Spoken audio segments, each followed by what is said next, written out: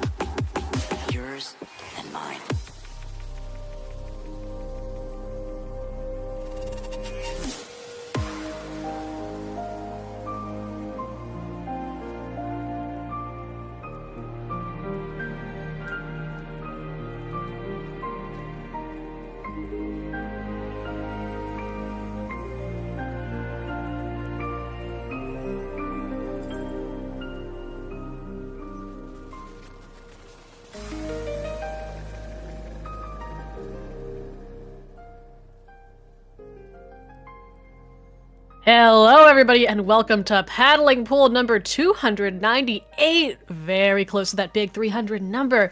I am Kate, and I'm joined today by Spy. Hello, I am here because... Hello. And, Yeah, almost as if we signed up for these blocks. Yo! yeah, like, it's so random, like, I just That's spawned crazy. here.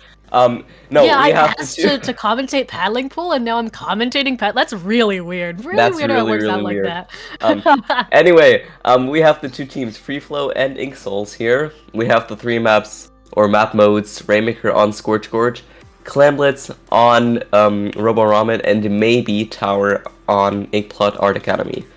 We shall see. But let's focus on this Scorch Rainmaker game, which... Oh boy. How do you feel about this map mode combo? To be honest, I feel like it's one of the more playable Scorch map modes. Yeah, but saying Scorch being playable is a little bit of a low bar, I I feel mean, like. to be honest, I feel like Clam really is Scorch's best mode. And Rainmaker is fine, I guess. It has a lot of problems, but it's fine. Clam's Scorch is just funny, I think, mostly. That's true. I mean, the basket is like 2 steps away from mid. It's very comical. But we are not True. seeing that. We are going to be looking at Rainmaker. So let's see what these teams... Ooh, Hydra Wait, and Custom Arrow Hydra. Spray? Alright. Arrow Spray? Okay, Ink Souls is bringing out a heck of a comp here. We got Silver Arrow, Neo Machine, Custom Hydra, which that is fine because these teams have a loud screen, and Shot. The Shot is normal, though. Like, But people still play Squeezer? What? I was gonna say, I don't make a wish because I don't know if I've seen this. Oh, nice slider Oh. picks, and oh, that's a really early 3 down. Actually, I believe that's on the side of Free Flow. Wipeout, in fact. So we are going to see Ink Souls take that to the first checkpoint with very little issue. You can see the Hydra already gearing up, and the Zuka as well. They're going to take that off to the left. Zuka does get taken out. Rainmaker, nice movement on the side of Free Flow here, avoiding those Rainmaker shots. Both sides 2 down. That Rainmaker a little bit stuck. The screen gonna come out here, trying to impede their push, and they are a little bit stuck in this corner, it looks like, but they're gonna get the jump from the shot, and they have a lot of ground, so I think they were just waiting out that screen, it looks like. Yeah, and we just saw that the Custom Hydra on the side of Ink Souls was just kind of vibing with the Rainmaker there, just keeping it company because the screen, like, they have another screen, what is going on? And now there's Tri-Strikes everywhere, so that's gonna be really hard for Ink Souls, and now the Rainmaker is even down, so they're gonna have to just kind of regroup there because 2 people are also down on the side of Ink Souls. Yeah, they And are I feel keeping like, that... yeah, Yeah, they're keeping that presence around, getting jumps, and unfortunately 2 gonna go down there. The Shot as well, that's 3 down, leaving the Hydra the only one, so they are going to be forced to back up relatively far here. On the other hand, we have Free Flow picking up that Rainmaker and going to push it forward with the screen on the offensive now. Nice Rainmaker pick there. 2 down, losing that head hit, which is going to make things a little more difficult as they do lose that range. they definitely lose that range. And now there's a Reef Slider just reefing in, which didn't really do anything. But also the Aerospray didn't even die, so, like, people don't die in Reef Slider anymore? What is going on? And now Free Flow trying to push in there. They already got some points off the chart, and it's only 3 minutes left. They got the checkpoint. Now the machine is kind of trying to get in there, but it's a little bit complicated. And now there's a Reef Slider. They actually got someone, but they died themselves, so people still died to Reef Slider. Yeah, classic Reef Slider moment. Fortunately, 1, 2, nice picks there from Asura. And that means Rainmaker... Ooh, Headed looking for a pick. They're positioned up here because they're forced to be back here on that Zuka, almost taking them out as well. A lot going on the favor right now of Ink Souls as they're coming in with that Rainmaker. We have, you see, they're a little bit set up for this push there, but with the arrow down, they're not going to have as much paint, and they don't have any specials to burn here either. With the strikes and the cooler and the screen all coming out at the same time, that's going to make this much more difficult to keep a hold of the Rainmaker. You can see they're really just not able to make any ground. Yeah, that's true. Now the Edit is actually pushing into the Rainmaker, even though that's one risky move. Oh, there they go. They decide to jump out, which was really, really close. The 52 gal dies to the Rainmaker shot, and like, oh, okay, Ink Souls just popped the Rainmaker bubble. Now there's one person marked, and we see the Squeezer trying to get some ground there, but it's going to be difficult without pain and everything. The air spray actually died to the Reef Slider again, like they died while being in Reef Slider, which is usual moment. We have seen that ever since the start of the game. The machine also decides to jump out there. Free Fall got the cooler, and they're ready to grab that Rainmaker, even though they don't actually do that right now. Okay, never mind. They got the Rainmaker. The strikes were also deployed there, but it didn't really do that much. So now Free Flow is kind of at the back foot again with the Rainmaker, and yeah, their movement is kind of slow right now.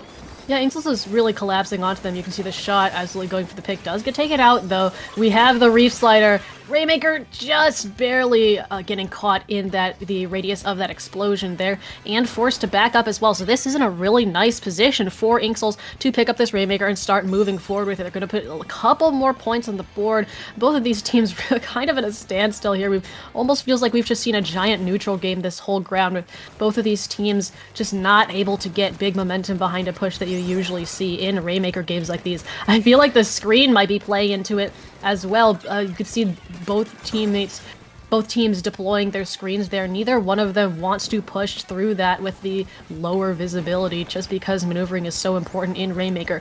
Down to 55 now for Inksels. Just a couple more points, and that might... Oh, Ooh. All right. Never mind. With that 3 down on the side of Free Flow, they're going to take that all the way down to 21. And with only 10 seconds remaining in this game, it's going to take a huge overtime push for them to be able to come back from this. Now they do, especially with the shot there, they do take out the shot, and they do pick up the Rainmaker. However, again, they don't have any specials to break out with. And even if they did, they'd have to use those specials to break out of this situation that they're in. Losing their splash, meaning losing a lot of paint as well. They have the aggressive force from the 52. You can see them drop down on the right over there. And they have slowly getting control of mid. What with the Squeezer coming up and taking fights, popping that screen as well. But we're going to see the counter screen as well. And the Rainmaker did make it all the way to mid. They have some time, but not having the splash, again, it's just going to make this push so much more difficult. Yeah, especially with overtime being halfway done now, and they're still stuck in mid. Like, this is a really, really hard situation. 2 people are down again. I feel like Free Flow is kind of stuck in this feeding position, and there goes down the Rainmaker. I was going to say, Rainmaker did get a nice pick on the jump at the end of the game, but unfortunately wasn't able to stay alive quite long enough to make the overtime push happen. So, with a couple big pushes from the side of Inksouls, that is going to decide our first match. Which is like, I just saw, like, that was Scourge. Like, that was how the teams pushed. That was definitely Scourge. And you could see, like, during the entire match, the teams weren't really able to get a lot of points off the counter. Yeah. And it was just kind of this, I wouldn't say lucky, but like this strategically very good push at the end that got Free Flow, or not Free Flow, Inksouls, their victory there. So yeah, it was really hard to push in for both teams. We really saw that, and that's just a Scorch moment, like. Yeah, I also think that the special usage for this could have been a little bit better. I think a lot having of screen, a lot of slider as well, but you know, I think that's just an arrow moment. Really though, like, we saw Zuka come out a couple of times, but it didn't really land huge shots like you usually see with Zuka, and that might be due to just the terrain of the map. It might just be due to the fact that they couldn't find the picks that they wanted. But we didn't, because we saw more screen, that means less Zuka, less strikes, less of those, actually, did we ever see a cooler from that Headit come out? I think so. They probably had a cooler. I mean, yeah, they probably had it, but I didn't see it, like, make as much of an impact. Because usually this game revolves around cooler, right? Yeah, that's true. But, like, I wasn't even sure at the beginning if that was headed or credit, like, crab edit. I always say credit, I don't know why. I say credit, too. I've actually started saying crabbit. Crabbit, okay, that's pretty good, too. Why didn't you just call it Crab and Go, like the little food shop in the game? Crab and Go. Crab and Go. I do play Crabbit for my team, so that's we have started calling it. Yeah. I don't actually really play that much competitive Splatoon right now. I'm like, it's really hard to find teams right now. Yeah, that's real. But yeah, I think that was definitely a Headit and not a credit or Crabbit. That was. I feel like we would have seen a lot more crab if that. That's were the true. case. That's true. All right, we want to take a look at at. Points for special? I'm not sure. Well, it's time for Clam Blitz. We're gonna go to Robo Ramen for this second game of the set. Now, to be honest, Robo Ramen is peak when it's in zones. I think it's still fine when it's in Clem, but it's definitely not as peak as Zones. I do really like Zones ramen. Oh, Is the that's a headache Splatana coming Wiper. Yeah, so switch to the Wiper. A lot more aggressive play is gonna be here, I think. There's just the headed, and they're in spawn. But there's already the Splatana Wiper just getting under, like, that little trench there that the enemy team got. And now the Splatana Wiper is really caught up in this fight. They actually got third party by that machine, but they were able to get one person down. And now Cakes here, they have the Tri-Strike ready, they already deploy it. And there was a Reef Slider that actually didn't get the Splash Neo, so that was unfortunate for the Aerospray. Yeah, it did misplace their strike, so you saw them have to jump off the ledge to avoid getting taken out by that reef. We're going to see the screen come out again. Headed looking for a pick, but unfortunately getting taken out by the machine there, who is going to use this to take some more control of mid, being backed up by their teammates there. You can see the Wiper again is going to take this slightly more roundabout route, go look for flanks, look for picks. Reef still not getting the picks that it wants. Funny hitbox moment, but that's just how it is. And the Neo going down in that slightly awkward position for them as well, meaning that the person advantage right now is going to be for Free Flow, as they are going to take more of mid. I mean, Ramen is a relatively small map. It's got a lot of verticality, but not so much space, and so the things like space-taking specials like these strikes from Cakes are going to be so important, and a really nice 2v1 that they're going to force right there, which means 2 down on the side of Inksouls right now, especially losing that Hydra, meaning they don't have that anchor position to fall back on. That is true. Now we see the shot there being kind of caught up in 4 enemies. The headed actually goes down now. The Splatana Wiper going on the flank, the sneaky flank, but they are going down to the custom Hydra. Now 3 minutes left. The Hydra actually gets a really smooth pick on one of the players there from Free Flow.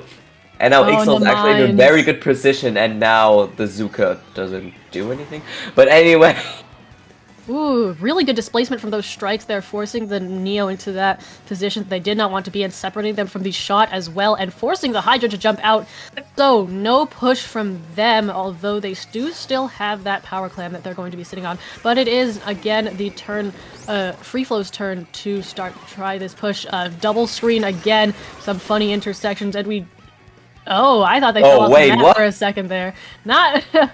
maybe a little latency moment, who knows, but... I do not think they fell off the map, which is good. You don't want to fall off the map on stream.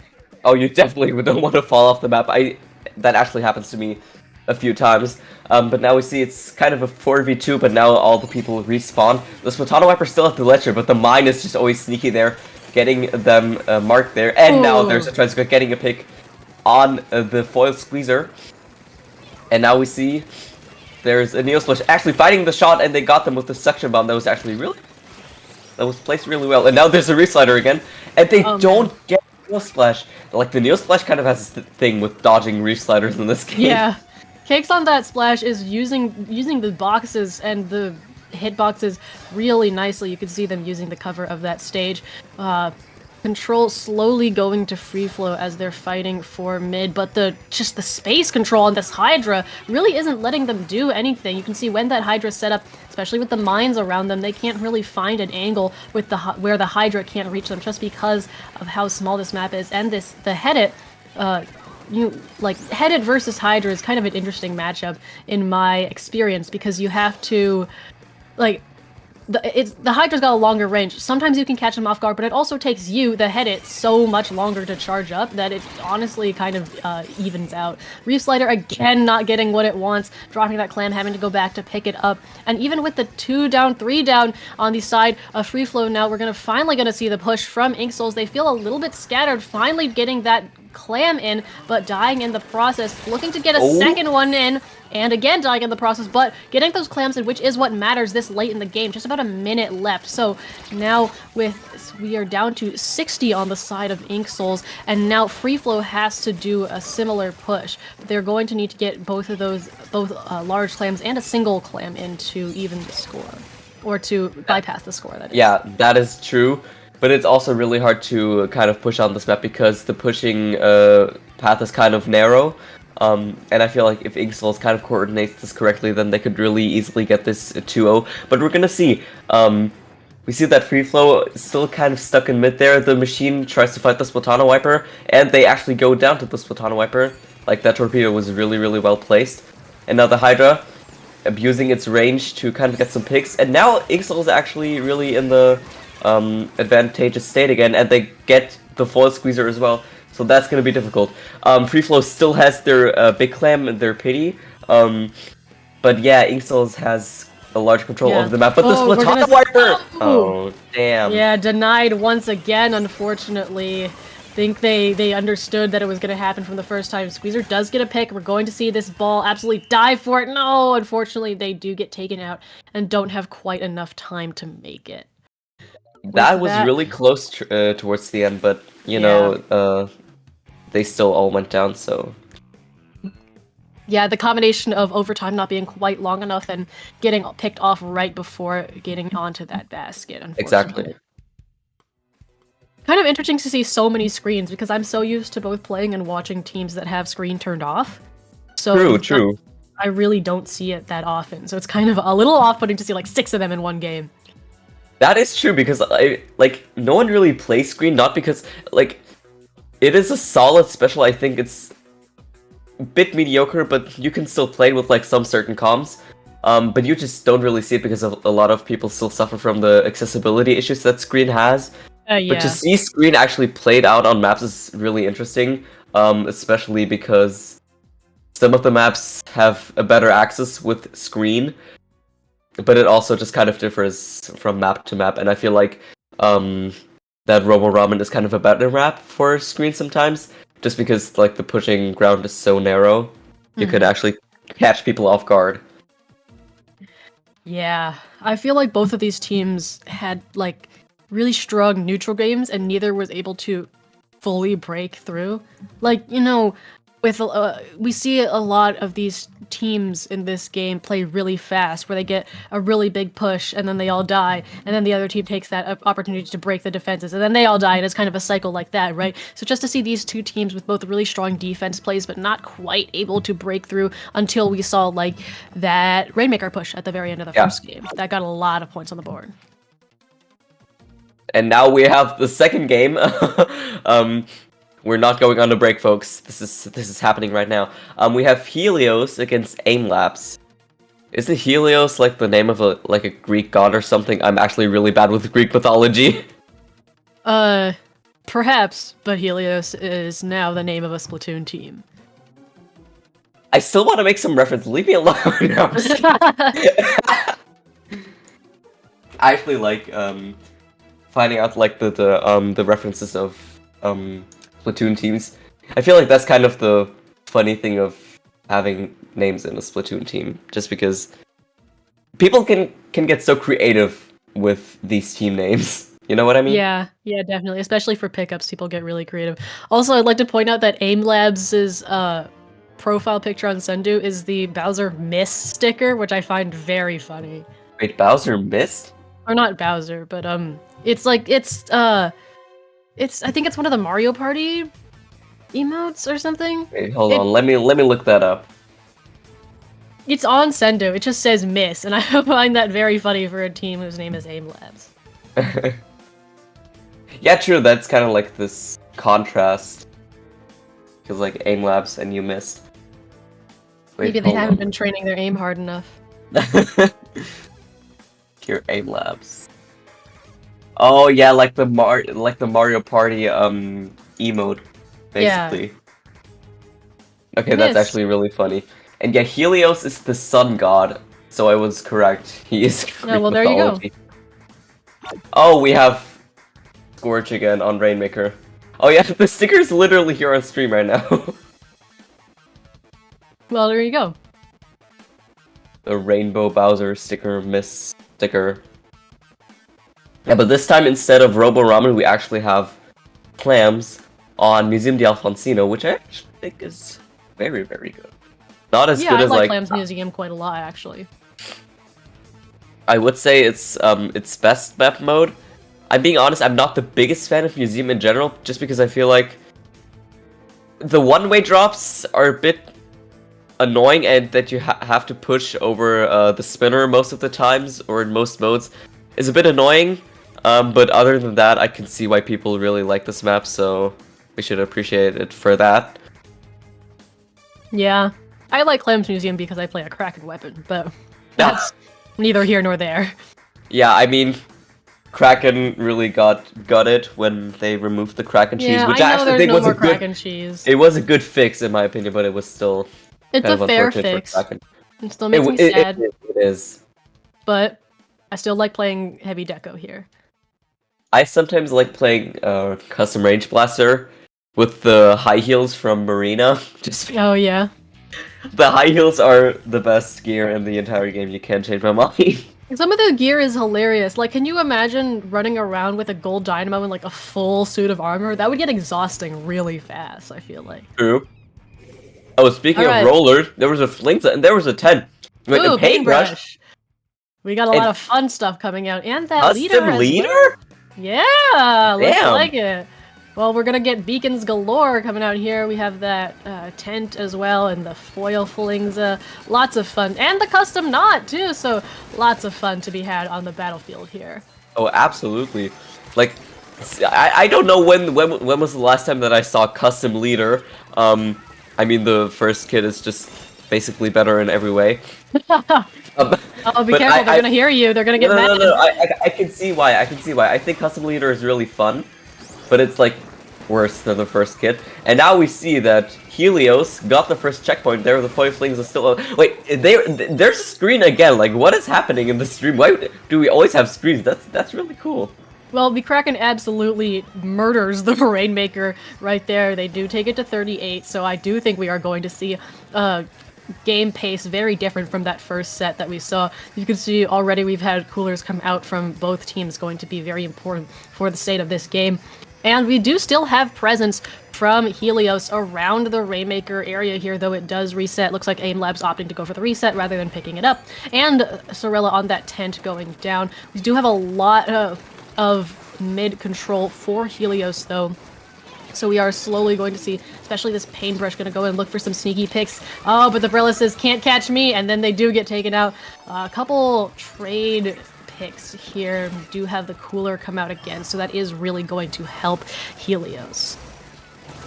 That is true. Now the foil flings it, positioning itself on that sniper. They didn't get the Rainmaker, which is like, they were stolen of that kill. I'm being honest. And now Yeah. Aimlab's kind of stuck here on that right path for the Rainmaker. We see the paintbrush being really on the front foot there. I mean, paintbrush is a really powerful weapon once it gets to actually swing the brush. But in most Yeah. battles, that is really, really difficult. But like, Inkbrush is just way more fun.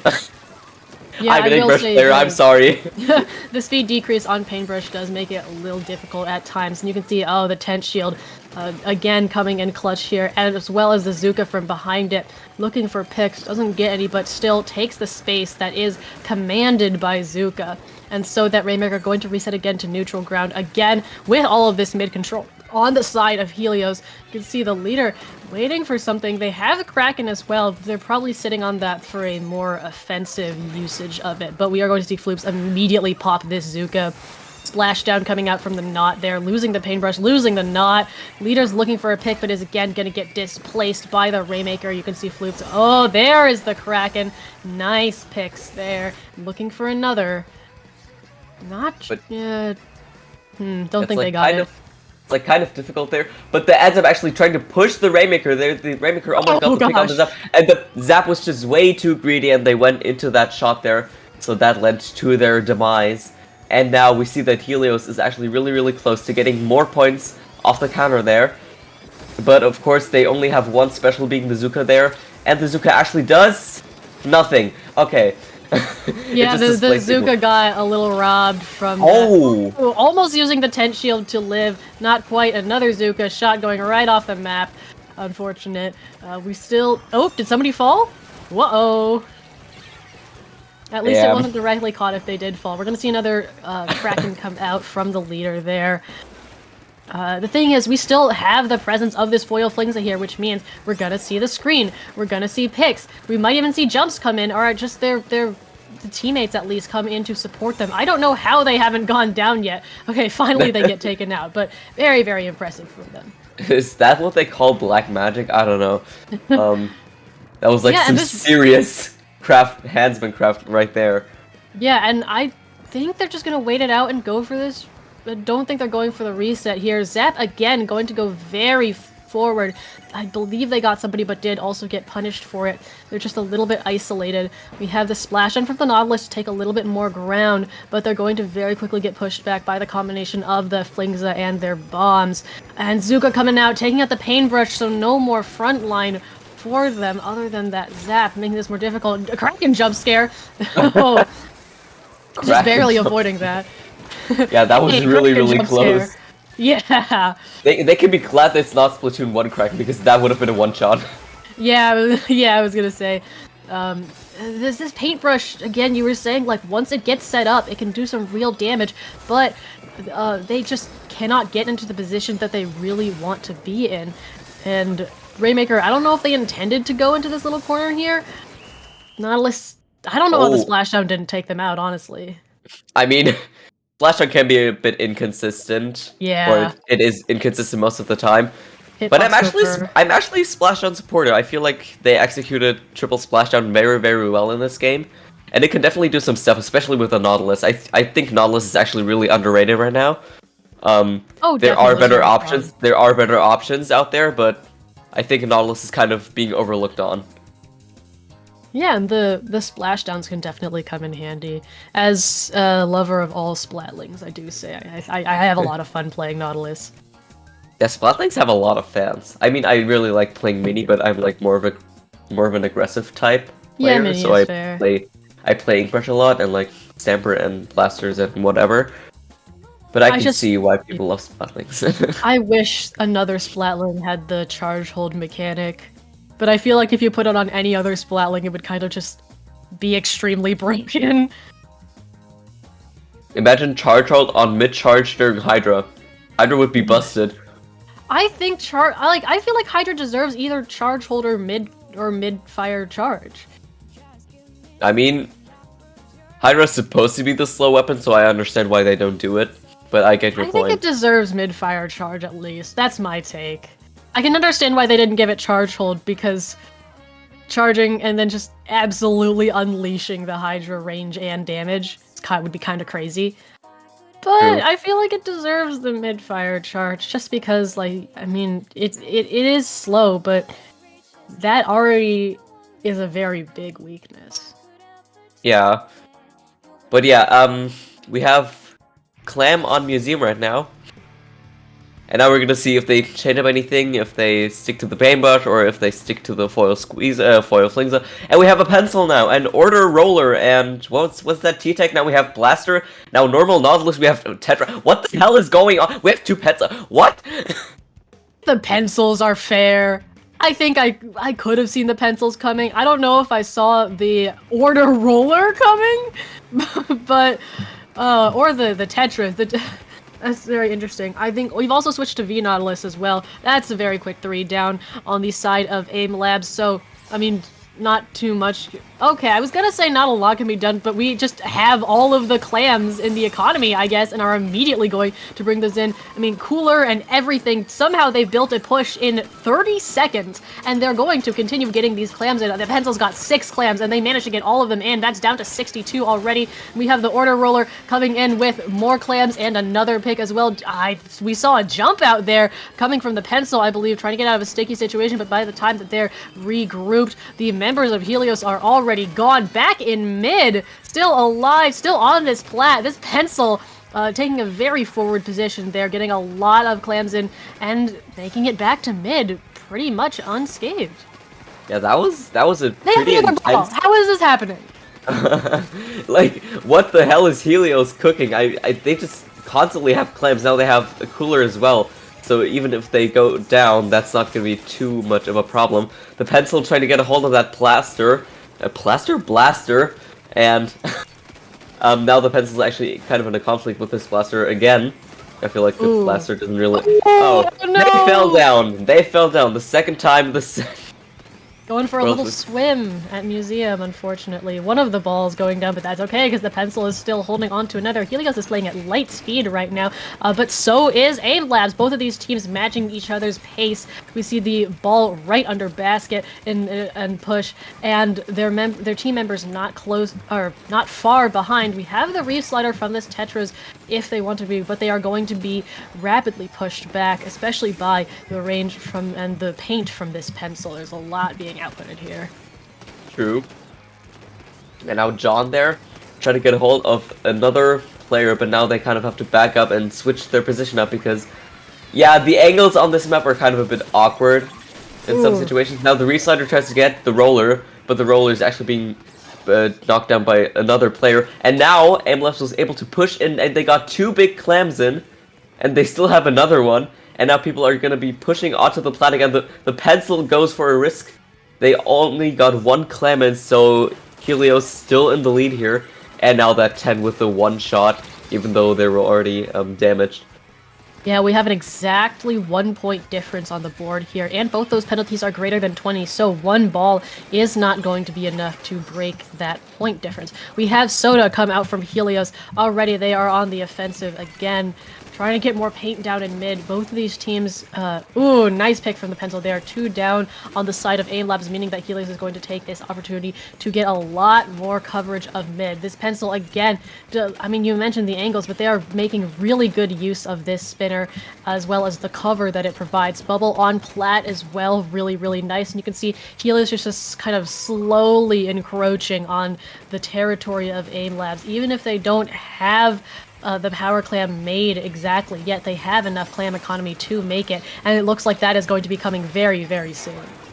That is true. Now the Killer Whale is also deployed by the 52, and they got another big clam, and the 52 has some clams to deploy, but it's actually getting out of there. Just kind of Ooh. swishing around the place, just going in circles, and they actually got a pick as well, but the push is already over, as they weren't able to get any small clams in there, but the 52 is still being able to get a few picks there. That's just... How is that's the just- 52 still Yeah, like, there? They're what playing- are they doing? And they have the big clam again! Playing really, really well around those walls, getting right up under that basket, and we're going to see Bubble under basket as well as the 10 able to get that clam in, and we see even more getting all the way down to 16 on just the blink of an eye. Pencil, again, great knowledge of their own range, able to just step forward and get that, and oh, going back for more clams, unfortunately getting taken out, but this late in the game, 16 is... honestly, you could almost say game win for them. Of course, we do still have the pity as well as the other, I believe that's 2 pities actually, that Aim Labs has right now, and they are looking to make a push with that. Taking out the 52 gal, which is going to be really important later in the game as they are forcing this jump out too. Saint Star over here trying to get a lot of aggressive work done, but they are a little bit isolated, don't have their teammates behind them. Now that they have the cooler and the paint, they're going to be able to go in, pop Bubble as well. Nicely placed. Does get taken out, though. We are going to see... Oh, the ball! No, they missed! No! And Oh, the Tetris! another one went down. They have That a little is- bit that of is space, big. but... Oh, they're going to get taken out. Oh, that hurts to see. Very, very unfortunate. That was actually really close. I feel like if they had gotten these 2 big clams in, it would have almost been game, or even would have been game, but Yeah, that I was believe the way a the bit math worked, it wouldn't unfortunate. have immediately been game, but they would have had more time to go back. And you can see the Tetras, they were trying to go in and pick up that ball, and they almost had it. But I think with the respawns forced them to back up a little bit, and unfortunately they got taken out. yeah, Oh, that was intense. oh Let me man, just yeah. look at that roller. I really liked how the teams just completely overhauled their comms. That's Like always fun to see. it was completely different from the first game, and the blaster just kind of went down here in the water. Yeah, no, I love seeing flexibility from teams being like, you know what, this is a different scenario that requires me to do something very different. I can just pull that out real quick. Yeah, let me do it. It's awesome Yeah. to see. Whew, all right. After those couple of sets, we are going to take just a short break to set up our next round. We will be right back, so stay tuned.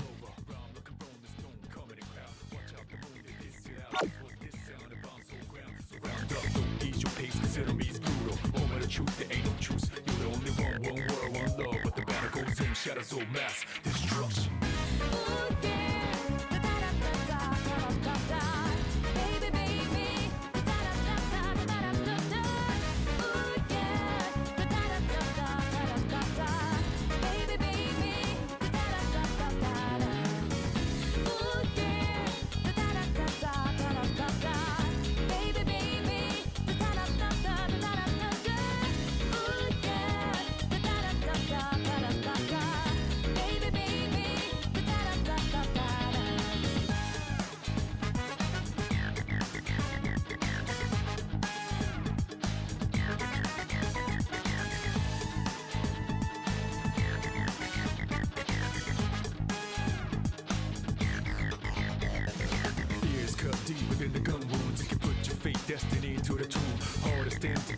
changing who you are now to who you wanna be soon. First enemies inside us already. Whoever make it out may be ready for the battle. It's fearless, you better be ready. Not only winning but the losing. No, it brings experiences for a bigger win later. Persevere for the greater good. Imagine later would maybe annihilator. Taking down the agitators, the violators, the leader or the dog until we reach final air. So who we up against, vicious and brutal.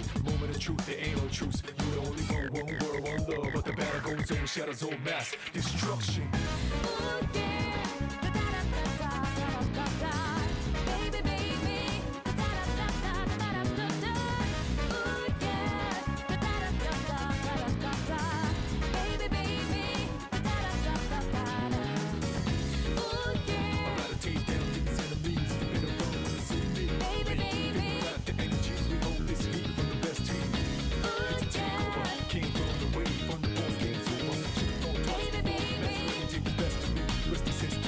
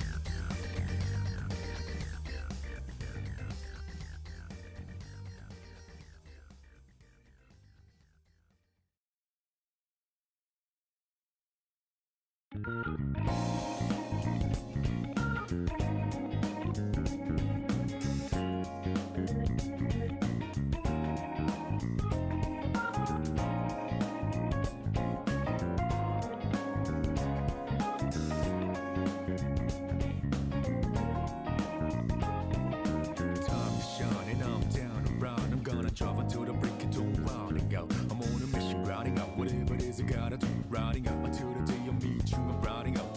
I look up in the skies, asking out a while, but never let it faze me. I'm keeping good vibes when I'm on the road. Watch out for all surprises. What it provides is good and bad, but nothing entices. Another one day in the night, let me paint the view, color down with my light.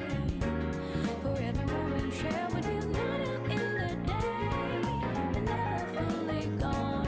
Going to be back again until the coming over down. For the days ahead of us, put your hands up, wave it side to side for good luck. For the nights like this, put your hands up. Love the moment even from dusk. Yo, you always got my back, and of course I got your back. Don't you worry about that now. It's been a good day, good night. It's gonna be a good day, good night.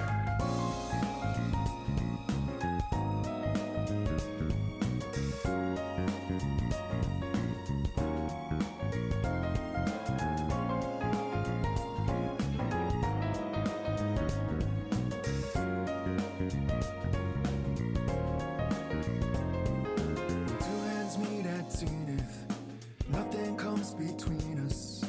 Dancing like ballet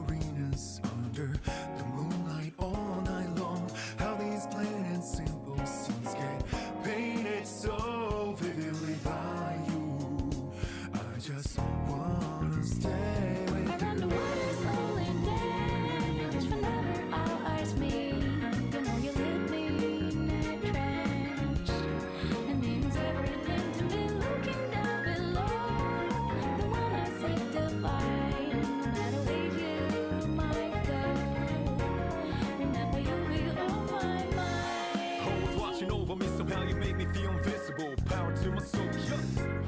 I'ma ease the things that used to bother me, cause your existence just lights me up, You always got my back, and of course I got your back, don't you worry about that now. It's been a good day, good night, it's gonna be a good day, good night. Within the inner heart I plead for you to talk to me. I wanna hear all the good and bad news stories you had. As I drift across the sky, the overhead turns high. So good night, let me sing a lullaby.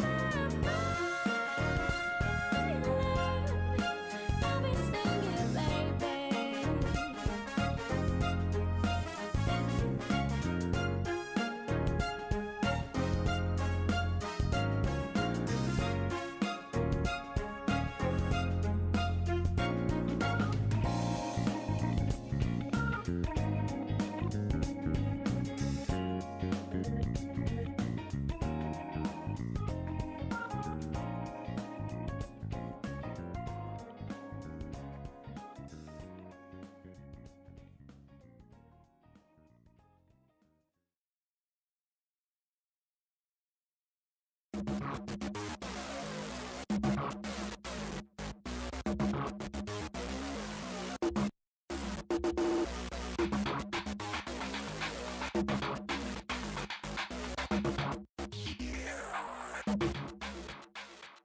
Feeling more pressure but appears in the media. Better stop choosing small or medium. I'm extra large, big ticket, premium. About that time you believe in me.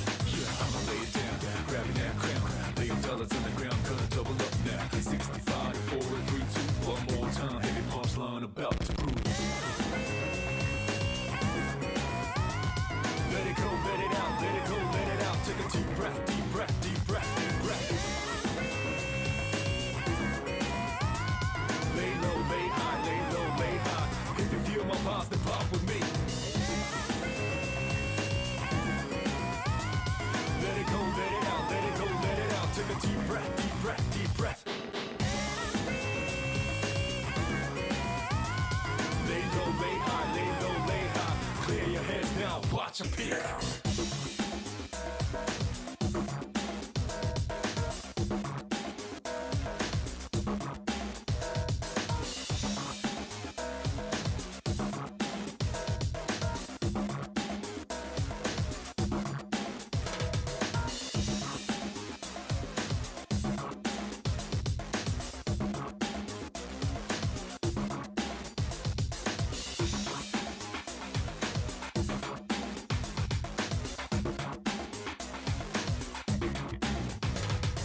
Let it go and prove my worth, let me earn it. Gonna pass this test and get me a permit. Watch how I do, sit down, observe it. Fires in my soul, uncontrollable burst. Look at me then, look at me now. Correct your bones to rule cool, make you bow now. Class one to opponents to see. Blow kiss goodbye while they scream and shriek. Let it go, let it out, let it go, let it out. Take a deep breath, deep breath, deep breath, deep breath. Lay low, lay high, lay low, lay high. If you feel my vibes, then pop with me. Let it go, let it out, let it go, let it out. Take a deep breath, deep breath, deep breath. Lay low, lay high, lay low, lay high. Clear your heads now, watch a peek.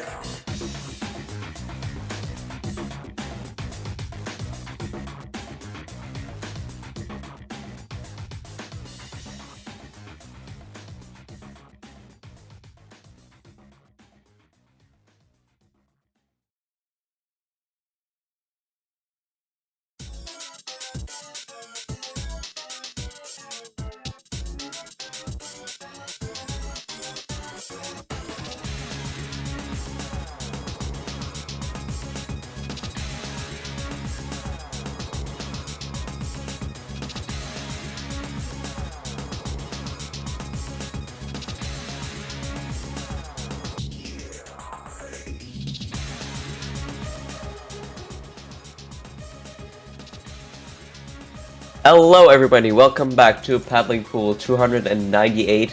Still getting close to that 300, but not today. We have two very strong teams. We have Cherry Wave and Blank Z. I think Cherry Wave started out as a pickup, but I'm not sure. Anyway, hi. How are you doing? Wait, how do you pronounce it? Cheater? Cheater? It's Cater. Cater. I'm so sorry. Oh my god. Nah, you're good. Don't worry. They're here too. They're here to paddle in the pool. I don't know. Play Splatoon. So like that's a lot of fun paddling in the pool. I can Yeah. get behind that.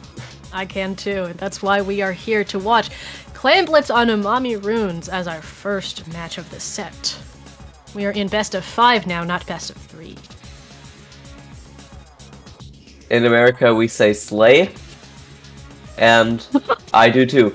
So let's get on this. I really like. Okay, they're still playing. Zunox is still playing. That's a goat. Absolutely based. My favorite weapon. I'm so happy to see it. Alright, I'm happy. We can pack up and go home. There's been Heavy Deco. Heavy spotted. Deco is really interesting because nobody plays this one. I play Heavy Deco. We found Nobody but one person. the second or Heavy two. Deco player. Yeah. Man, but no, I mean, Kraken on Clan Blitzes, even though they removed the cheese, it's still a fair pick. I can see why they'd bring out Heavy Deco. And then, of course, we've got the Pencil, the Decav, Order Bucket, all of those are completely fair picks. Zimmy is big fun, probably for the bubble, if I were to assume Yeah. the reason being behind that pick. Yes. And just the main weapon is really cracked, so Yeah, true. Yeah, I had a little stint on Mini myself, but I could never really get behind it. That's going to be 3 down that we see on the side of Cherry Wave, though. Oh, a wipe there. And so, sorry, not on the side of Cherry Wave, on the side of Blank Z. I am getting these teams mixed up. And so wait, no, no. Wait, Cherry what? Cherry Wave is purple. I think this is Oh, kind are of they? mixed up. Huh? It was swapped. So yeah, Cherry Wave is purple. Okay, so I was right the first Yes. time? Alright, awesome. I'm so good at this job of keeping teams straight. I make such a good commentator. Oh, today I Base. learned who can zip onto the clam basket. I guess that was a given it's, it has hitboxes and everything. I just never thought about that. Yes. And now, oh my god, there are actually 2 people down on the side of Blank Z. Cherry Wave being able to get a hold of mid. The Pencil still on the back foot here. I don't think they want to push it. Maybe people are sharking. But Zunox actually, with the toothbrush, with the mint toothbrush, brushing their teeth or brushing their enemies, actually got a pick there. And now Devil, in this position, they needed to jump out. But they're still here with the 52, so they can get some really, really strong picks. They have 2 enemies, but they actually trade with Zunox. Yeah, you can see the Heavy sitting on that crack and waiting for a better time to pick it. We're going to see the strikes come out here right on top of that basket. There is the Kraken. A little bit of a defensive push there. Looking for picks. Looks like they do get one. And a little bit of a cornered position right there, but manages to get the pick, and that is actually a full wipeout for them. So you can see they're immediately surging forward. Actually, very far forward ahead for a Heavy, unfortunately, because they didn't have their teammates behind them going to get taken out there. But Stamper and company still close behind, having the clams under their belt, going back to make that ball. And Devil here maintaining a position on the left side of this basket here, going to look to push it a little bit more, but with the full force of the cooler team in front of them, it's going to be a little more difficult. They have the Zuka, but no picks yet. Yeah, I feel like picks is just what you need right now. Cherry Wave already got 2 picks there, which is really something that they want, considering they haven't pushed that much. But Pyro actually jumps to the enemy basket just in complete... Wait! Hey! Wait. Cherry Wave was like 1 second faster than Blank Z. Oh, that was a bomb. And now they've pushed to 29, which is insane. Yeah, both teams trying to push at the same time, but unfortunately the sneak's just not quite fast enough. 2 down as well on the side of Blank Z, and so all the way, 29, that's a great place to be in the latter half of this match. Blank Z really has their work cut out for them. And we still have the Zip on the side of the Stamper with how they're aggressively playing. That is something that Blank Z is going to have to watch out for. True. And now we see Devil deploying the Killer Whale 5.1. But now the Toxic Mist actually almost got them in combination with the bomb. And now we see that one person sharking behind the balloon there. And I feel like they want to catch Devil off guard. And I think they managed to do that because Devil has gone down. Now there's a Zipcaster by the Splatano Stamper, but they actually were ready to redeploy to their origin of special usage. And Yeah. Ooh, I forgot how that's called. Yeah, with the members down, it looks like we're going to start seeing a push in... Ooh, don't know if it has the momentum to keep going here. We're in the last 40 seconds of this game here. The Heavy Deco, again, putting in nice work, nice positioning. They have the Kraken as well as a ball here. We might even see the push start getting revved up here at the very end of the game. They are going to have to watch for the cooler, though, as Cherry Wave is taking a lot of space here, getting those picks. That's 2 down on the side of Blanksea, and that's going to make it a lot more difficult for them to start taking the space.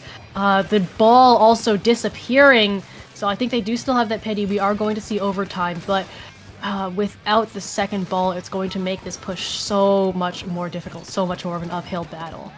Yeah.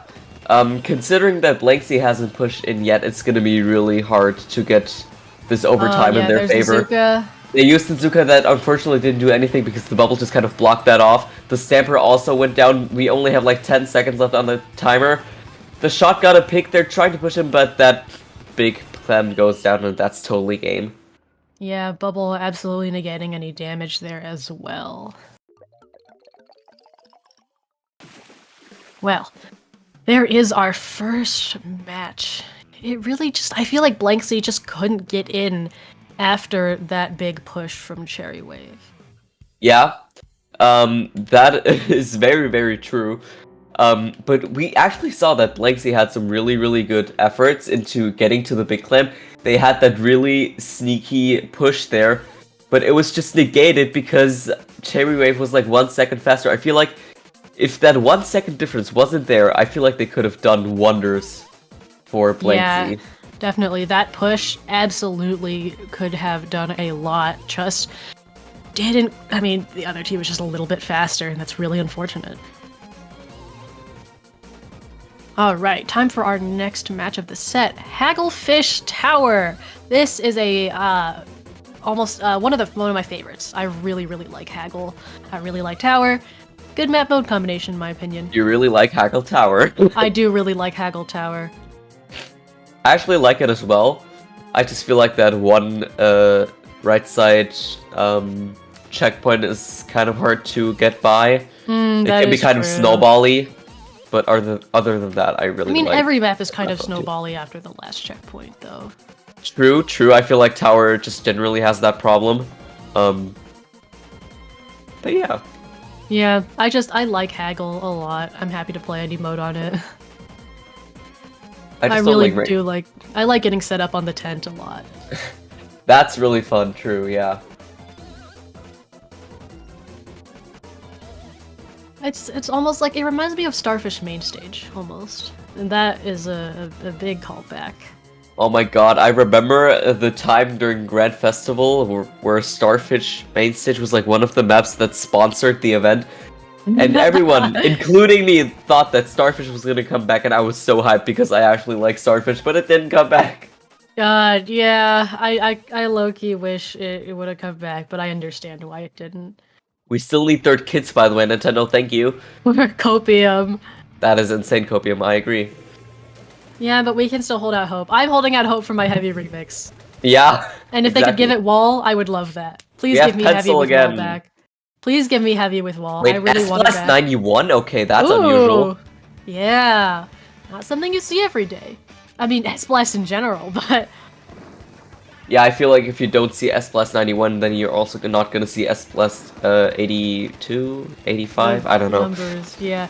Well, I think it's a fair pick to pull out for Tower Control because haha, Blaster Go funny. It is definitely not something as common, though.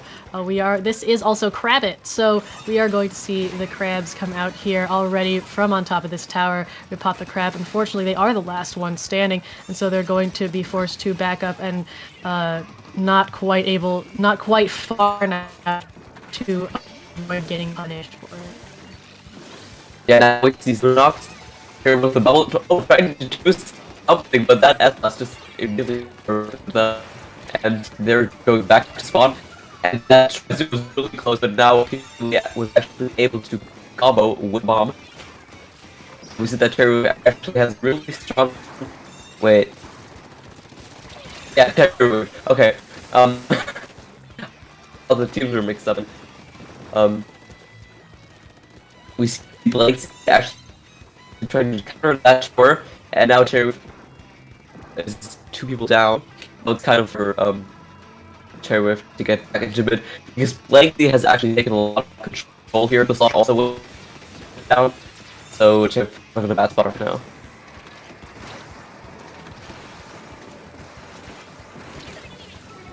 I feel like Hater's kind of gone, so I'm gonna keep on commentating for y'all. The shot is kind of at the back foot at the spot. Oh, I think we're back. Oh yeah, yeah. Hi. Oh my god, hi. Can you hear me? Okay, I think they're lost again. I don't know. All right. No, we're back. Bloodless. All right, we're so back. Hi. Look at Oh my the God. cool gameplay. Gameplay. Yeah, sorry folks, we have a couple of technical difficulties, but we are going to see back at checkpoint 1, slowly making their way through that, the Zuka coming out, trying to get the picks. We have Splashdown as well on that tower to clear all of the space around it. Gosh, I love the change from regular Splashdown to triple Splashdown so much. I feel like it's really improved the special and made it viable as opposed to whatever it was in Splatoon 2. We are also going to see the crab come out again right on the tail end of that Zuka. I love special coordination like that, where you constantly have oppressive forces up as opposed to firing them all at the same time. But unfortunately, that is going to be a full wipeout, and especially with the strikes on at the ready from that Slosher and the huge amount of paint control that is already out from Cherry Wave, that's going to make it a lot more difficult for Blanksy to come in and take space around this tower. We even see Bubble on the tower and Cooler come up. Really nice special coordination for Cherry Wave to prepare to receive Blanksy as they start getting ready to counterpush on the tower. And oh, so much aggression from here, able to pull off that double and still staying alive, heading back to the tower, getting picked off finally by Bureau on that heavy edit. But not before they were able to make it to 44, almost that second checkpoint there. Yeah, like what the hell was just happening? Cherry Whiff still being able to hold on to mid. Now the credit actually was able to pop the crab, but that's being denied by the Trizuka, and the Nautilus almost goes down to the Trizuka, but still manages to hold on. Nautilus still in this back foot position there, trying to push in, but without an entry tool, as was asked in chat. They can't really go in that aggressively, especially without the backup of any other teammates. And that was really unfortunate as the shot got a hold of that other shot.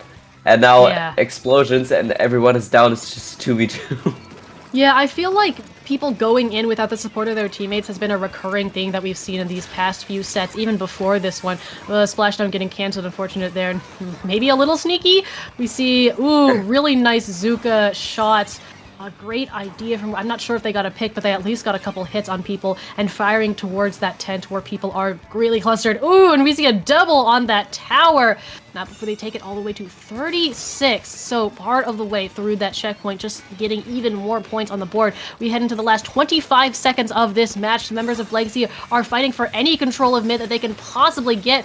Booyah place, but they are very quickly getting run down and fighting for their life on the side of the map here. They have their Nautilus coming to the rescue, but the shot gets taken out, which means lack of aggression, lack of that firepower from them, and paint as well. We're going to see the credit pop crab on the tower and get a very nice pick, force a jump out as well. So this is a great start to the overtime push and a really nice use of that special there. Now you're just going to have that credit sit on the tower, charge up those shots, but we have the GG strikes coming in, the smoke screen to get somebody on the tower. They're trying not to die, but they had to back up really far, and unfortunately... just a little bit too far, and the game said, no, you're not having that tower anymore. GG Strike's very unfortunate to see, because I do think that they were really charging up for a great overtime push there. You can see that they had the picks, and they had the specials, but the game said, nuh-uh, you stayed off the tower for too long. Nuh-uh. Nuh-uh! Well... We are now 2-0 in that set, so we could see it end in this next Rainmaker match here, or we could see a Game 4, or maybe even a Game 5, who knows? Hopefully, that would be really cool, because I think we've only seen Game 2, out of game 3 up until now, so maybe Yes, that is true. not but only seeing game 3 would be cool. it would be very nice. What map do we have here for our third match? That is gonna be Rainmaker on Museum de Alfonsino. Oh, yes, it is. I can't read it. Okay, there we go. Well, we're back on Museum, but now it's time. Yeah, Rainmaker Museum is always interesting. I think it's actually its worst mode, but it's still fun in some degree. I feel like just pushing from the spinner is something that you always want to do. Yeah, that spinner jump, very, very important. True. And now just pushing from that point onward is kind of difficult. So we're gonna have to see how the teams are gonna play out. Yeah, it's like your first plan is get that spinner jump. If you miss it or if you can't get it, then you go around. But you get like 40 points from it. There's no reason not to take it. That is definitely true. I mean, that would be foolish. Yeah, alright. We're gonna get right into that match. Let's see what... I wonder if we're gonna see any drastic team comp changes, because that's also been a recurring theme in these past couple of sets. Yeah, I actually hope so, because... Ooh, okay. Oh we're wait, gonna bring out- Rapid Pro. We're gonna bring out Rapid. Is that a 96 deco? It is. Ooh, okay. So we're gonna have the Kraken in the wall from that. Very fun. Love the picks that we're seeing here. Love to see how this Rapid plays out as well. I mean, I know as a headed player myself, you can get really harassed by those things if you're not super careful about it. That is true. I feel like Rapid Pro is a really underrated weapon. But we already see some Rapid Pro with like Rapid Pro decos, so it's actually not that uncommon. Mm-hmm. But normal Yeah, I Rapid think Pros Rapid is are- kind of like a situational pick for a lot of people. They're like, yeah, I play it for this specific thing, so that might be why we're seeing it come out here. Yeah. Ooh, nice decav pick. And Kraken jump scare again. Looks like they don't go for the spinner pick, probably because of the presence that they see around the checkpoint there. That is going to be decav managing to not die to the pick, and we are going to see the spinner jump directly onto this. Ooh, I thought they were just going to go directly at the checkpoint, but for some reason they didn't and opted to go behind the checkpoint instead. Especially since the side of the checkpoint was painted. Not sure why they didn't go for it. Maybe they saw something I didn't. Either way, they're going to break through the checkpoint now. They just want that checkpoint right now in this situation. It was very free, as you would say, I don't know. But the bomb was actually kind of dangerous. So now Cherry Wave, being at the back foot here, tries to go in, and they almost died to one person. But oh my god, that was a Kraken jump scare. Love to see good Kraken gameplay. Museum, very fun Kraken map in my opinion. Got a lot to work with here. Rainmaker again back in mid. We do have another Vac from the Rapid here as well. In Vac, not something you see very often, but can be fair to have in Rainmaker for funny cheese purposes. And there's a little Rapid indirect Rapid moment. Yeah. Like, holy. That Alright. credit there, we still have credit here, so that's nice Yeah. to see. Just like ends up for the cooler output. Credit kind of just stuck at the checkpoint. Zunox manages to get a hold of one of the enemies, and now it's a 2v4. And now Cherry Wave is going to push in with the back. That is just the strategy that they're going to go for. Actually really smart in combination with the Rapid Pro on this map. And that back shot actually got a person. Like, what the hell? Yeah, not Vac every day that does you see something? Vac actually, work and get something, and we are going to take the lead, bringing that to 28, and ends up able to walk that forward. Especially, I believe that pick from the Vac was really instrumental in that. And oh man, I think we saw. I'm not entirely sure what killed him, but big old double right there in the corner. Jump out safely as well. That Rainmaker is going to reset. Crab just trying to clear out, but they still haven't cleared out all of the members. They're still around on this flat. You can see the mist is present, and Cherry Wave is still able to maintain this presence on the plat here. We're going to have the Kraken come out and try and stop that, though, especially with the ink back, but I think they've realized they don't have enough duration to chase that down. Oh! Managing to get a pick, though. I do not think that was intentional, but they saw somebody drop down and was like, yay! Free pick! Yay! Yay! Ooh, crab pick as well. Nice area control coming out here from Pyro on the crab. We love a good crab tank. Oh, Blake's. Oh my god, that was close. They almost went down to that bomb. Now the Zuka's being deployed, but yeah, the bubble exists, so too bad. yeah, Bubble says no more Zuka. Nuh-uh. But Bubble does get shredded there. Looks like Legsy is... I was gonna say they might go for a push here, but I guess not. That Rainmaker is alone, completely alone, but somehow managing to get that pick on the decav, and so staying alive long enough for their teammates to come and take control of that plat for them. Legsy looking to gear up for a push here, especially in the last minute. This is their last chance. Maybe they have another after this. Losing the Gal, though, and somebody coming up behind them. A little bit of a pincer play there, and the strikes to finish it off. This credit here in mid. Just now getting this crab, and the Vac as well. I don't think they're going to be able to pick the Rainmaker just because the Vac is consistently eating all of their shots, and the Rainmaker is just opting to stay in this funny little corner back here. Yeah, and staying in a corner is just such a strategy to stall and everything. But now we Yeah, also it saw the works. Booyah Bomb. Yeah, that's just Rainmaker, sadly. But now we actually see that Cherry Wave is really on this defensive side of things, as we can see. There's actually a Kraken pushing in right now. The Rainmaker got a hold of Zunox, which is really close because they would have been able to get the pick on the Rainmaker. But the Rainmaker actually went down! What happened? Oh my I god! think, yeah, I Yeah, think the Zap that was able to clutch! come back. Oh, and Oh the my Gal God. going down to the pop is going to be the end of that game. I thought they really had it there, but I think the Zap or someone on that team was able to come back and sneakily take out the Rainmaker while the push was happening. Yeah, that's probably what happened. Which is like, holy damn. Yeah, really nice game awareness there, being like, they're all pushing up, but if we can just take them out, then the game ends here. Really, the Rainmaker is just like having a giant target on your back. Yeah, true. But Well, that's that actually ends kind of our what I set. like. Yeah, 3-0 our set will be. Whew. I mean, of course, that score doesn't tell the whole story. Both great showings from both teams there, but in the end, I think Cherry Wave was just able to have bigger pushes because, you know, both teams had pushes on the board. Cherry Wave was just able to get farther in most cases. Yeah, that's just whoa. That's just especially with Rainmaker, the checkpoint is just so stally sometimes, and it leads to this really snowbally special spam. And I feel like in this situation, it was just easier for Cherry Wave to adapt, which ultimately led to their victory. Yeah, well, with that, we are going to start preparing for winners semis, so we are going to take a quick break and be right back. Stay tuned, y'all.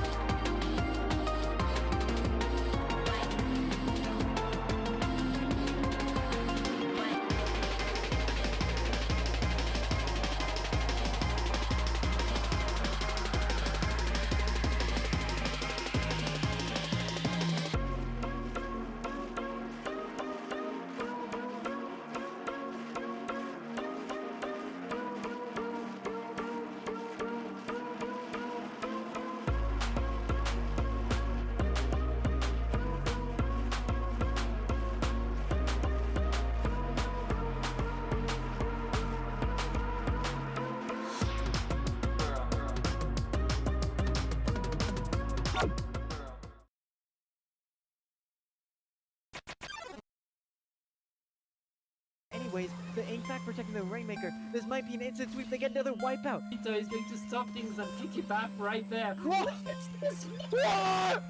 Taking control. Games like this is why we're here on a Wednesday afternoon and evening.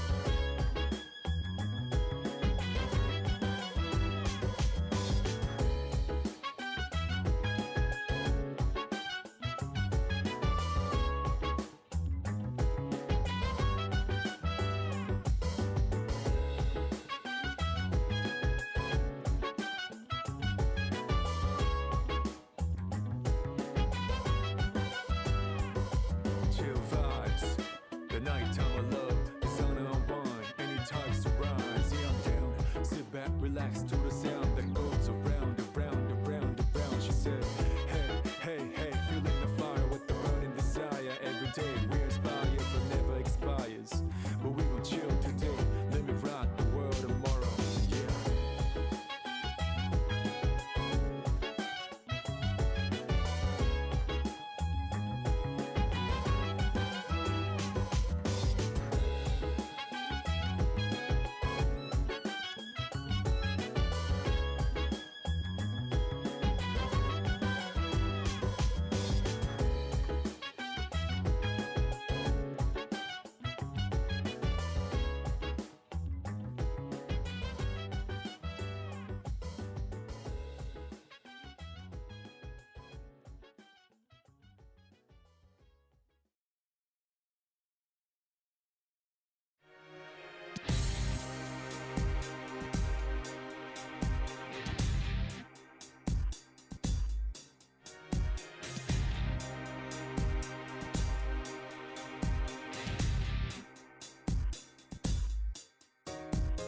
I'm not brave, but I kept trying. Not strong enough, but I kept going. With all the hardship away, knowing that if I don't fight, I'll forever be more with pain. If I give up, that's an automatic loss for me and a win for my enemies. Can't let it be. Took a few knockouts to understand again. Now I'm ready for the ring. Yo, time for the king. Wearing the armbands to see succeed. Be in a state of no fear, fixed like a spree team. As we proceed, no guarantees. As we take these steps to our destiny. Who knows what happens? So we believe in a win, no space. Doubt, we believe in a team. Unwelcome guest, disregarding the question. Putting these enemies in forever rest.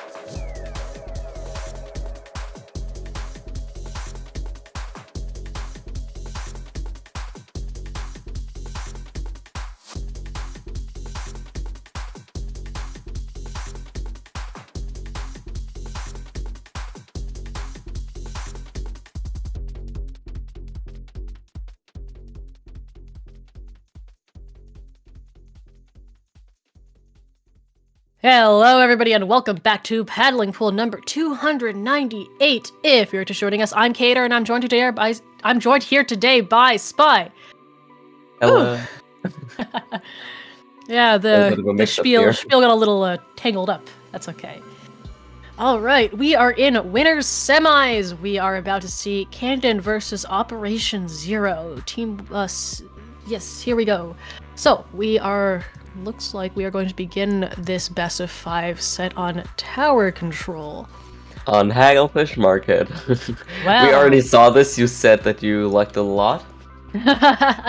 Yeah, perhaps not the most popular of opinions, but I'm a simple person. I see Hagglefish. I like. You like it. Yeah, I like. What can I say? I like the map. That's absolutely valid. I actually like it too. But yeah, we're gonna go into this in a few seconds. Gonna wait here until the teams are ready up. Yeah. Well, they gotta decide in their comps, but I will say, looking at these teams, especially looking at the members on the roster of Camden, a lot of them have a ton of Sendu badges. It's kind of funny, like some people, like my Sendu account doesn't have any because I don't play as much as I just do commentary stuff, but then I'll go and I'll see like 25 badges on somebody's account, like on Benji Fishies, and I'll be like, wow, Yeah. that is a comical amount of badges there. I honestly love the badge feature though, and that they're 3D. It just makes them look so cool. Yes, absolutely. Oh look, Squid Junction on there. That's another Dapple tournament, which you should check out. It happens on Saturday evenings. Or evenings Exactly. in NA anyway. Yeah, I mean, for like Germany, for me, it's like at night. Mm. So Yeah, but I'm a funny American that uses American time, unfortunately. yeah, don't use American time. Alright. Well, that's why you have tournaments at this time, so it's not all American time. Yeah, that is also true. Yeah, usually I'm not able to commentate Paddling Pool because it's not at a time where I'm free, but now that it's winter break, I am free. Wow! Alright, let's check out what we have here. Blaster coming out. Ooh. Slosher Deco? Oh no, regular Slosher, okay. I was about to say like I thought I saw the I don't know, I thought I saw the Deco sticker. It's not, but for a second I was like, that would have been really cool. That's V-Splash as well. And we got the Blaster, we got the Pencil.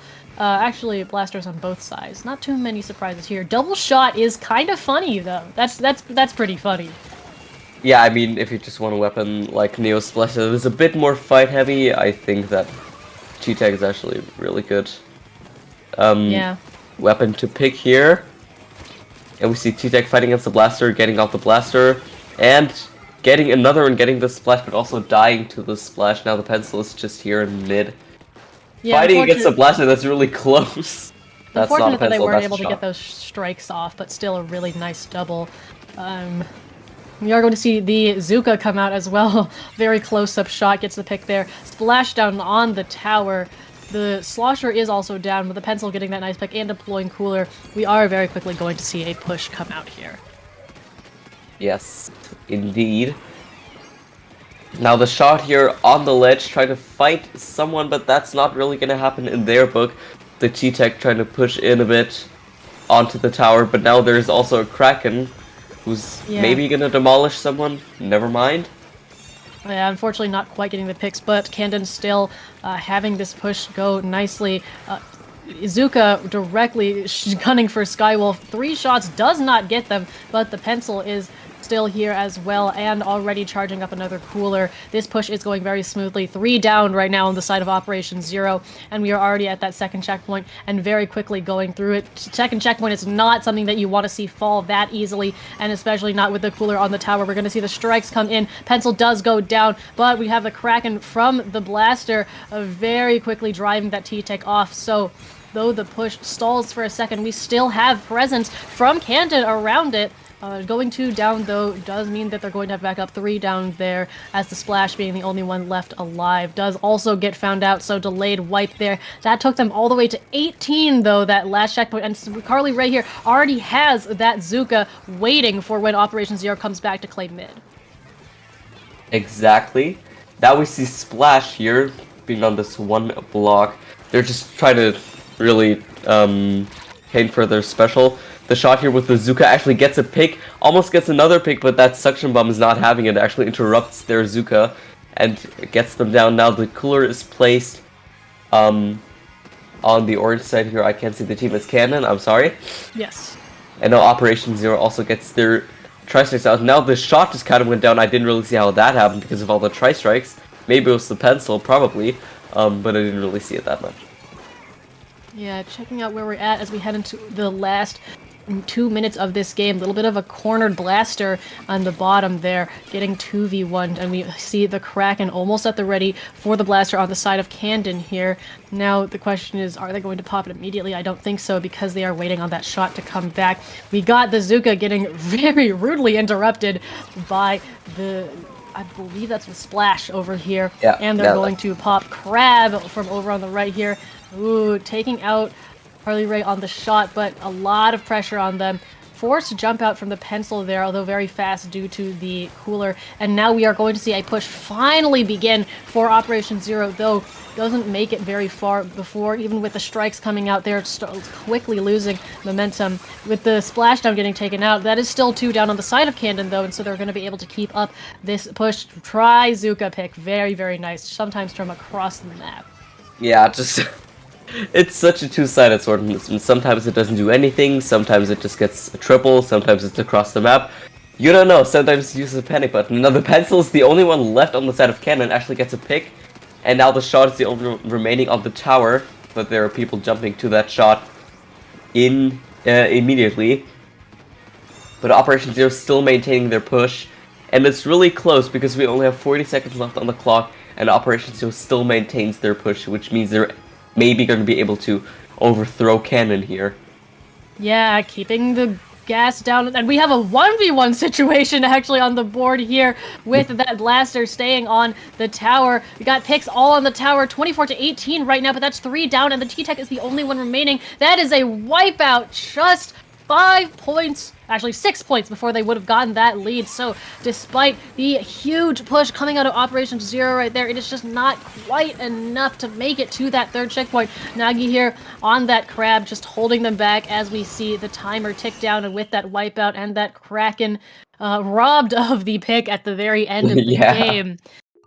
Whew, great pushes from both teams, but in the end, that is going to go to Candon. Yeah, that was like... That Kraken was robbed. By the way, I have to go blow my nose. I mean, you saw the little hit. Yeah, you saw like visual effect as well too. But I think the game either ended same frame or they got an indirect or something like that. Either way, no number boosting there. But wow. Yeah. Anyway, I gotta go blow my nose. My nose is running. Help. Well, go catch it then. Alright, we are going to head to Clam Blitz on Museum de Alfonsino for our second map here. Do wonder, I would like to see more Kraken plays, we did talk about that before. Funny map to have Kraken on. Of course, we'll very likely still have the pencils. Again, something that a little trend that we've been seeing is teams lulling us into a bit of a false sense of security with their cons, and then just pulling something else out and saying, hey, actually, I have this little pick for this very specific map mode, I guess. So, I would love to see if these teams have something like that up their sleeves. Or just play Heavy Deco again. I could be made happy either way. Ah, I'm back. Are you good? I am good. Alright, nice. I'm gonna take a sip from my Tacticooler bottle here. Oh, I need some water too. Hold on. Oh my god, So, Yeah, important for your Prepare casters. Stay for hydrated. this. Stay hydrated, y'all in the audience too. Very important. stay hydrated from afar. Splatoon might be important, but drinking water is more important. And looks like we are going to stick to the comps that we have. Yeah, bring it out to 52. Okay. Not bad, not bad. That is going to be still coolerless for the side of Operation Zero, and I almost wonder if that is impacting them negatively in a sense. I mean, we have that aggression and the pain. Okay! What the hell? Is that a suction bomb pick? What is that? I'm not sure. It might even be impacting them. Immediate crab direct. Okay. Whoa, that's a very Wipeout. fast wipeout. And Nagi here. I mean, I didn't even notice they popped the crab from Operation Zero's plat. I thought that was their own plat. But in the span of 35 seconds, we have a wipeout and a ball and a soda and a whale all at the ready. As long as we can stay alive here. 2 balls, actually. We are going to see a jump out, but Spinner's in a nice position to immediately just go back, get that second clam in as well, and Nagi has this crab, going to pop it from way up high. Love, love, love this positioning. This is awesome. You can see the Kraken running around. Incredible pick, forcing the jump out back to spawn, where the Kraken is waiting, and we have the soda coming out. We have another power clam. That's all the way down to 4, and Nagi's going to go back and get the clams, maybe to end this. We also have... Oh 1 point No. remaining. 1 clamp. There it is. Oh There's my the god, that knockout. wall jump combo. Woohoo! Like, damn. Wow. That, I mean, 100-0. There you have it. Almost What would you a. even say to that? I mean, that's That was pretty much just a insane. pitch. Like, the combo from the crab forcing the jump out directly into the Kraken. Like, you could see the Kraken go, aha! A pick from the heavens just Aha. for me. Like, wow. Very, very nice coordination. And from the side of Operation Zero, I really do think that just the opening left them with almost no space to move. Once you have a wipeout, especially that early on Museum, really hard to get your feet out from under you. And again, the crab placement from just so up high. You could see them trying to break out into mid, try and get off angles, but unfortunately weren't quite able to. So we are gonna go to our game 3 splat zones on, get this, Crab Leg Capital. Hit this crab leg. Look, I've never tried crab legs. I have. Crabs are actually, they're pretty good. Like, crabs I are know. way too expensive. They are very expensive. I am actually kind of a fan of imitation crab. I know it's just fish, but It's honestly, literally just fish paste, yeah. I mean, I'm also a big fan of fish paste. Like, That's as an valid. ingredient in cooking. Because I'm Vietnamese and things like shrimp paste and fish sauce are used a lot, so I'm a really Oh. big fan of the salty and fishy That's flavors. cool. Vietnamese Yeah. food is cool, even though I'm not the biggest fan of, like, pho. You take that back right now. No, I didn't mean it like that. No, that makes me so sad. Pho is my absolute favorite food. All right, we're a little bit off topic here. Yeah, if y'all in Leader. chat, if you've never had good pho, you're missing out. Go get it. But yeah, crab leg zones, not a map mode combo that you see. Crab leg in general, kind of I feel like it's like the second choice of competitive map modes. Like once you exhaust all your other options, you're like, fine, I guess I'll play crab leg. But it's happening here. We do see the bomb pick on Hydra there. You can see that was basically planned out.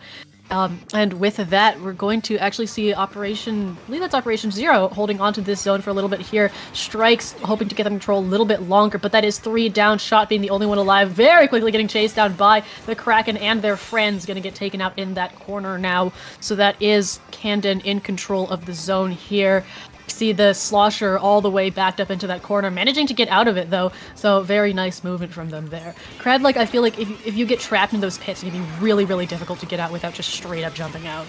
Yeah, that is true, but I feel like the leader pick that Canon has done here is actually really something that they want on this map, because it's really long range favored.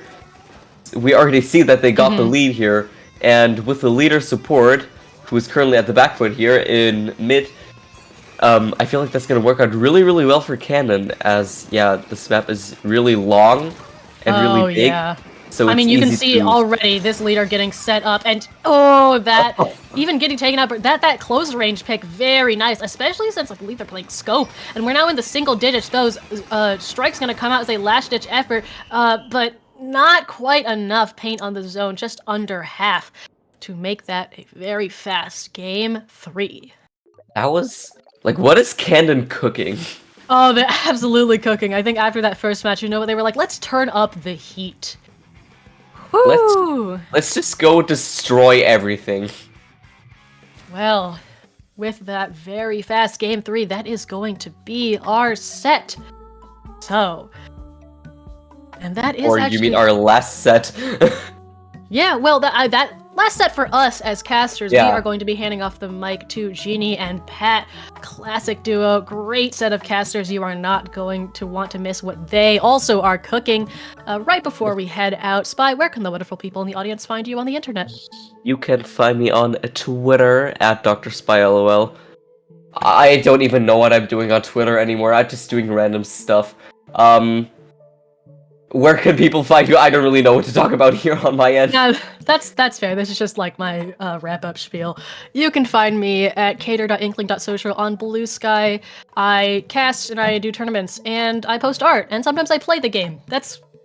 Sometimes it happens. I don't know. Sometimes you yeah. play the game. Yeah, it's crazy. I actually just got it back into comp after like a 1.5 hiatus, so it's kind of crazy. Oh, but yeah, that's cool. Local Splatling enthusiasts. So thank y'all for coming out and watching. We are going to be right back with a brand new set of casters and winners. Finals. You are not going to want to miss it. So stay tuned, stay hydrated, stay fresh.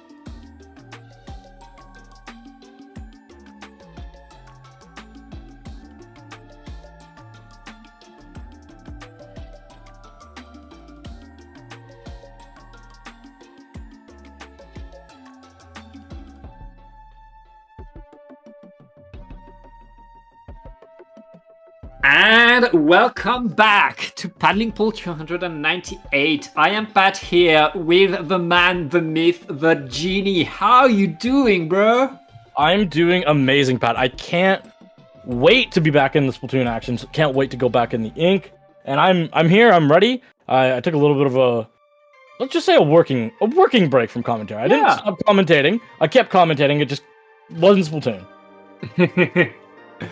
Well, we're glad to have you back, and we're going to go straight in with a winners finals, the two undefeated teams of this tournament. It's going to be Pulp Passer Exams. Pickup made of some of the best players we have here in the scene. On the other side, Camden, a team that has been grinding, and it has been paying off. They're very much one of the teams that has been on the rise and that you need to watch. Yeah, I'm excited to see. I have been so out of the loop because I've been in my collegiate world, but I'm here for it, Pat. You got all the info. The weapons really truly have. Yes, we still have lots of diversity in weapons, and do you have to say that's nice? That is very nice. And oh my goodness, Pat, that gal's already gone. Hey, that's what the girls do. They run forward. They try to get in a fight. The teams are ready for these fights these days, and right now it looks like Pulp Passer Exams has control over the zone. Very they went in and just got the splats. It's just Bake with a pencil, and Bake needs to hide, wait for the rest of the team. Pulp simply in control of the zone and forcing Camden to really defend their own spawn as the Zipcaster is coming, Ginny. Yeah, Zipcaster is out. It's going to be flying through. Gets one before getting taken out. That pencil not dying there, Pat, means that the jumps were able to come back in, and the next fight from Caden's team was going to be soon. They have a cooler out now from the side of Caden. They have one last opportunity, because I still remember how long this map is.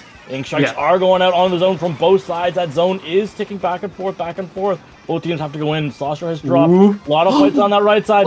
Numbers are going down. Can the Kraken find anything else? They got to paint this zone. Trades are out, but the zone should be in control. It's a massive zone. You got to keep painting. Trades are out. You got to find the other side of the zone now, Pat. Yeah, the pencil trying to paint, but it was pencil versus pencil. Camden able to stay alive in this game in less than 2 minutes.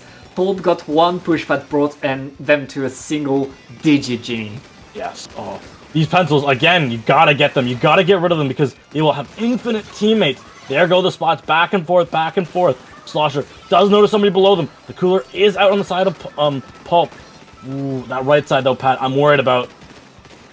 Yeah, right now, both teams fighting for the zone. It looks like Camden are able to keep it, and with 2 players down, Pulp will jump away. Camden simply holding right there. It's trying to do the reverse of what Pulp Passer Exam did to them. Right now, all of Pulp are fighting in their old platform, able to get a few good plats. Now they need to move forward. They lose their players again, including their pencil. Yeah, pencil gone is devastating. You don't have much time and you lose your shot. They had Zuka online. Oh, You've also Slosher as well. They had strikes. That's every that's the game, Pat. You can't get back in here now. Your pencil cannot outpaint another pencil.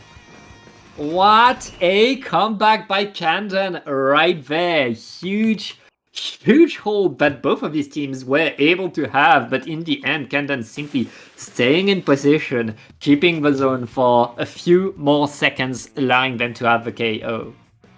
That was honestly good. I think there was bomb placement, but really not great positioning on the side.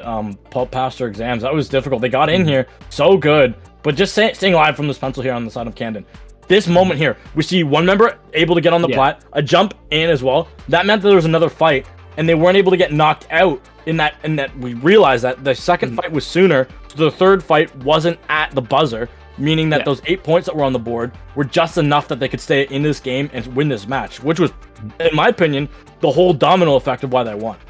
Yeah, and in the end, both teams had the same plan, which was to absolutely clean up mid and then bring the fight to the opponent's platform. Except Pulp Passer Exams didn't manage to maintain that fight, didn't manage to get the key pick onto the pencil, whereas Camden able to get a little bit more further in, and that's where the 52 gal are running forward a bit more. At the start, it didn't pay off, but once that 50 gal was in position, once they were in there to win it. Now, let's get right into the next game. This time it's going to be Clam Blitz onto Macomart.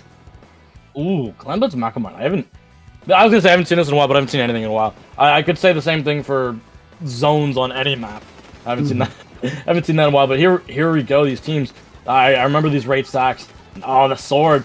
Dangerous spot to be in against a slosher. You do not have the advantage from flat ground on that side of the map.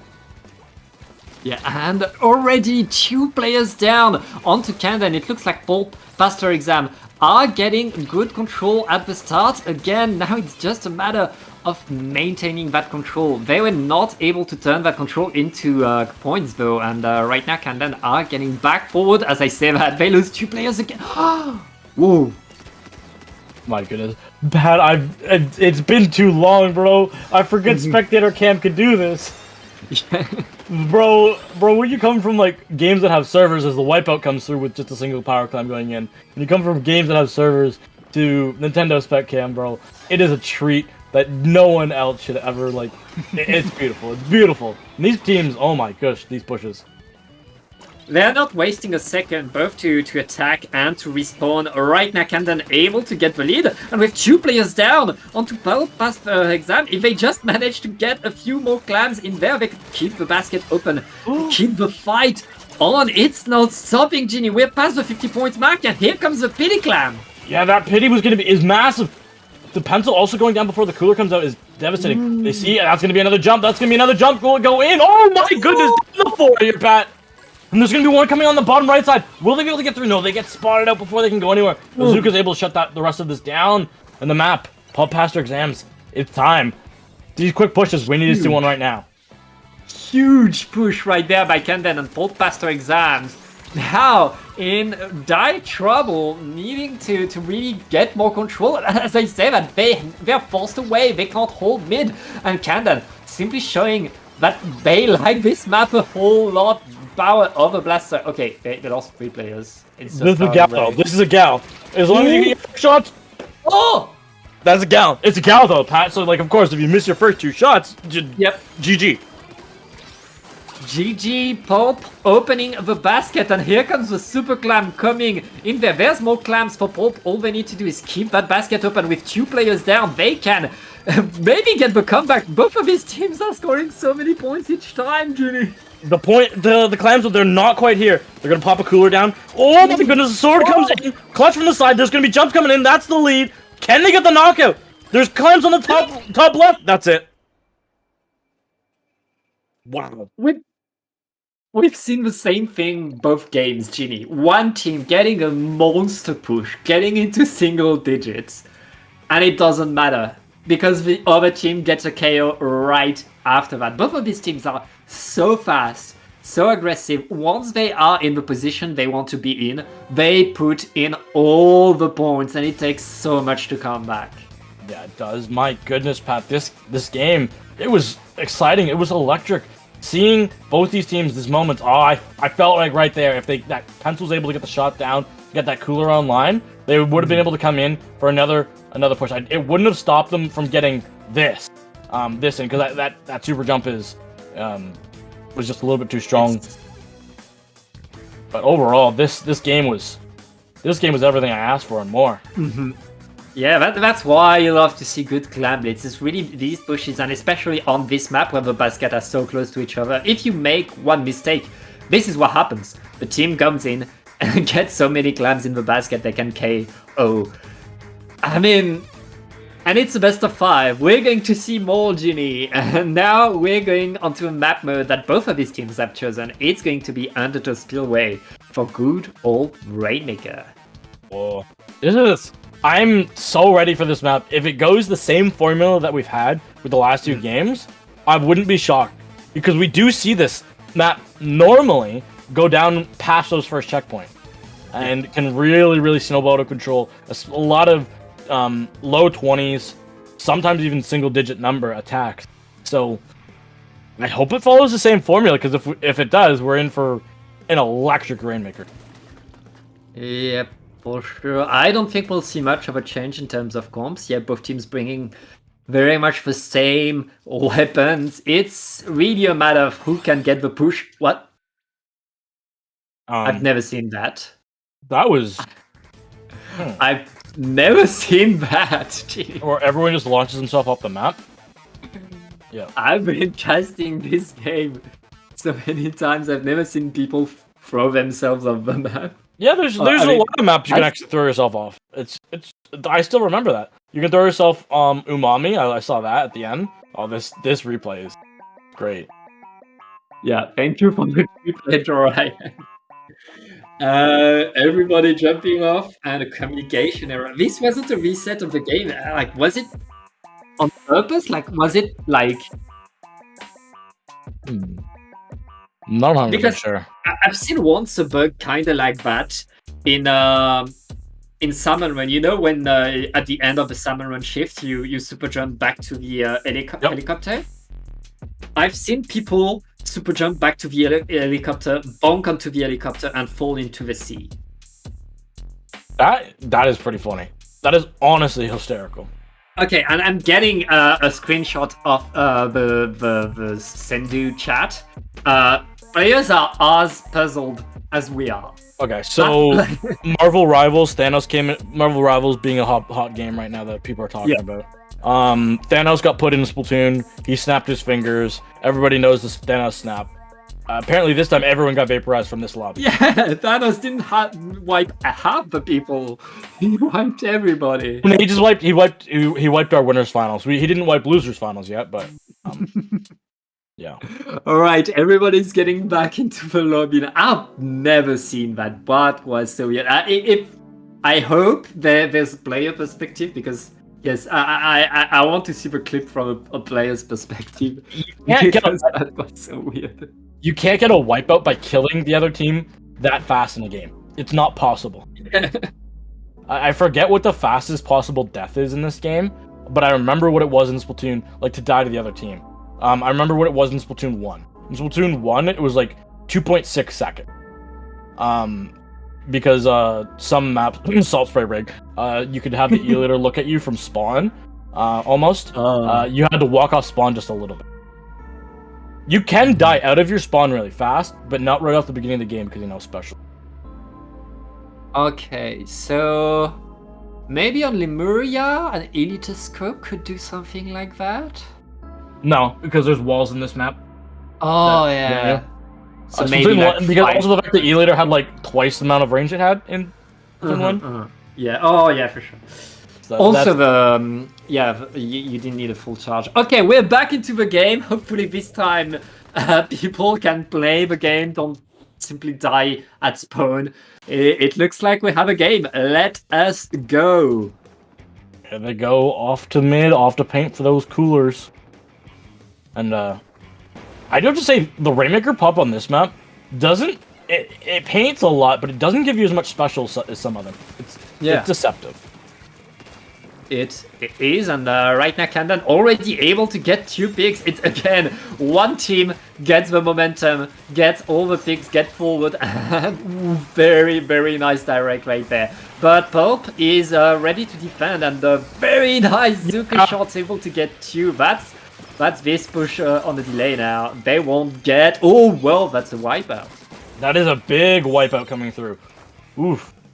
And Pat, I was worried because that Zuka, they were waiting for it, and I was like, is the timer gonna go down before they can get the Rainmaker? They're at least able to get some of the other team, which is good. Sword gets one with a trade on that left side, but the Rainmaker, it's gonna be able to get through here. The pencil has run out of shots, so easy dunk here. And I do like seeing. Oh my goodness, did that Killer Whale just get 2? The Killer Whale plus someone flanking. Yeah, they got 3 out of it, but yeah. You don't see that much value out of Killer Whale, right? There is no such thing as a trade between these teams. It's either one team wipes the other, or the other way around. They don't know how to trade right there. We are going to see another Zuka come out on the defensive, but that's a lot of members going down. The Gal has gone, but that's fine. As long as you can get this Rainmaker through. They've got Kraken as well. Have to watch out. Has to get this pencil. They can't. The jump shots miss. Yeah, that's... That's the The danger of a blaster right there. The pencil was within range and won the fight because of it. And now can then grab the Rainmaker, get the lead, and getting a few more points. They still have the numbers advantage, Shinny. They have so much numbers right now. They're gonna get the repop. They have to get this blaster. They gotta get it. They do. The Rainmaker is here. 20, 16, 12. My goodness. Here, they have a killer whale. That's gonna do a lot of chip damage, but not enough to pop that Rainmaker. They're gonna stay in this fight for just a little bit longer. Is it? Oh my goodness, somebody tried to go for the Rainmaker. But that slash over that splash roll did not seem like it was supposed to do anything. Yep. And right now the Slasher is able to punish a little bit more of the push. That's going to slow down the next push by Bolt. But the Rainmaker is reset at least. I guess we're going to see teams run at each other and try to fight as much as they can again. Of course. Oh my goodness. They're seeing 3 ready here from Camden. Just ready to go for something, but they've lost some of their members. It's going to be, again, a trade, but it's either W key or no W key. Carly Ray on this bottom side of her screen is able to get 3 before going down just that pencil. They're going to opt to go on this right side with the Rainmaker. Maybe left. Just space it out. I don't know if you want to space it out for too long, though, because Pulp has that cooler online, meaning that they will be back. Yeah. I think, with the amount of time that's left on the game, Camden could try to stall, but right now they can't stall because Pulp are the one with the Rainmaker. Ooh! Big double. Huge double by the Gal. This Gal gets 3. Can they get 4? I'm gonna call that a 4. Camden on fire right now. They have control over this game, and with a minute and a half, yeah, you always want to push with the Rainmaker, but they can take their sweet time doing so. If you want to keep it as far away from possible, just keep it underneath that grating. That's always a good spot to just kind of stall at the Rainmaker, because you can be back and defend either side, either right or left, pretty fast. You also drain a lot of specials here. Yeah. Bolt has a lot of people to defend the right side. It's going to work. It's a wipeout. Bolt, they need to move forward as now. They need to get in now, because if they want to get the lead, they need to get pretty much to the goal. Yeah, it's gonna be a long, hard push. It's gonna be difficult. They did lose their Zuki user. It is a trade, but that's with a Gal, not a weapon you overly want. And at the end of the day here, Pat, a Kraken can always stop this Rainmaker if it truly wants. And I see that online. Yeah, Kraken is ready, but here it comes. The Grace is needed. Ooh, that's not enough because the Slasher was on the other side waiting for the Rainmaker to go there. Both teams now looking at each other, but Camden, all they need to do right now is deny pop. How do you get to the Rainmaker? You have to, 1, A, pop it, and B, you have to get onto the grating, and then also not die. It's going to be a rough one, especially with 3 players down. What? No, I thought for sure that they killed the person who grabbed the Rainmaker at the end of the game there. Yeah, but after the bell, I think. I think they grabbed the Rainmaker, time happened, and then they got splatted. You can't splat anyone after the bell. There's this thing in the... Oh, barrier wasn't up. Oh, barrier wasn't up. Forgot about that. Yeah, but there's the thing even in Splatoon called latency, where things can happen after the bell. Lots of things can happen after the bell. Yeah, I forgot about that. My bad. Like the game makes you stop. You can't get a spot. You can't daddle like in Turf War. You can't daddle a bomb at the end of it.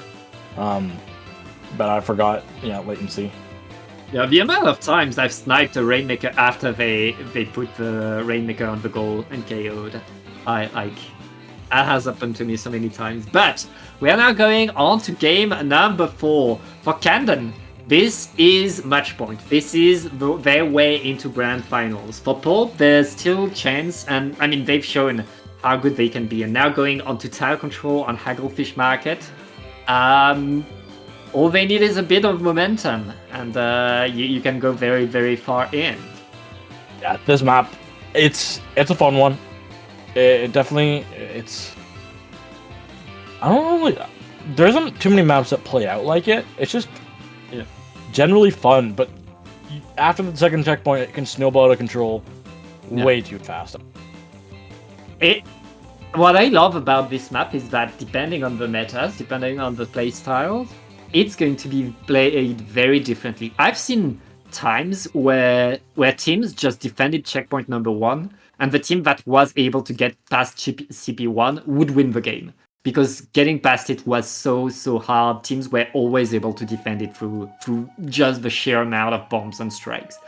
Nowadays, it's more about getting past CP2, and teams are simply getting farther in, are getting more into more fight, and that's what you tend to see. Okay. All right. As these teams ready up for this game, but I don't to say, thanks for having me back today. Been 3 maps, and I'm feeling it. I'm feeling it again. Miss it. Yeah, I mean, it's Splatoon. It's always so fast, always so fun, and honestly, the teams that we have here every week, they give us a good show. They always bring us incredible games. It's gonna come down to a big moment here, Pat, in that second checkpoint area. I can tell you right now.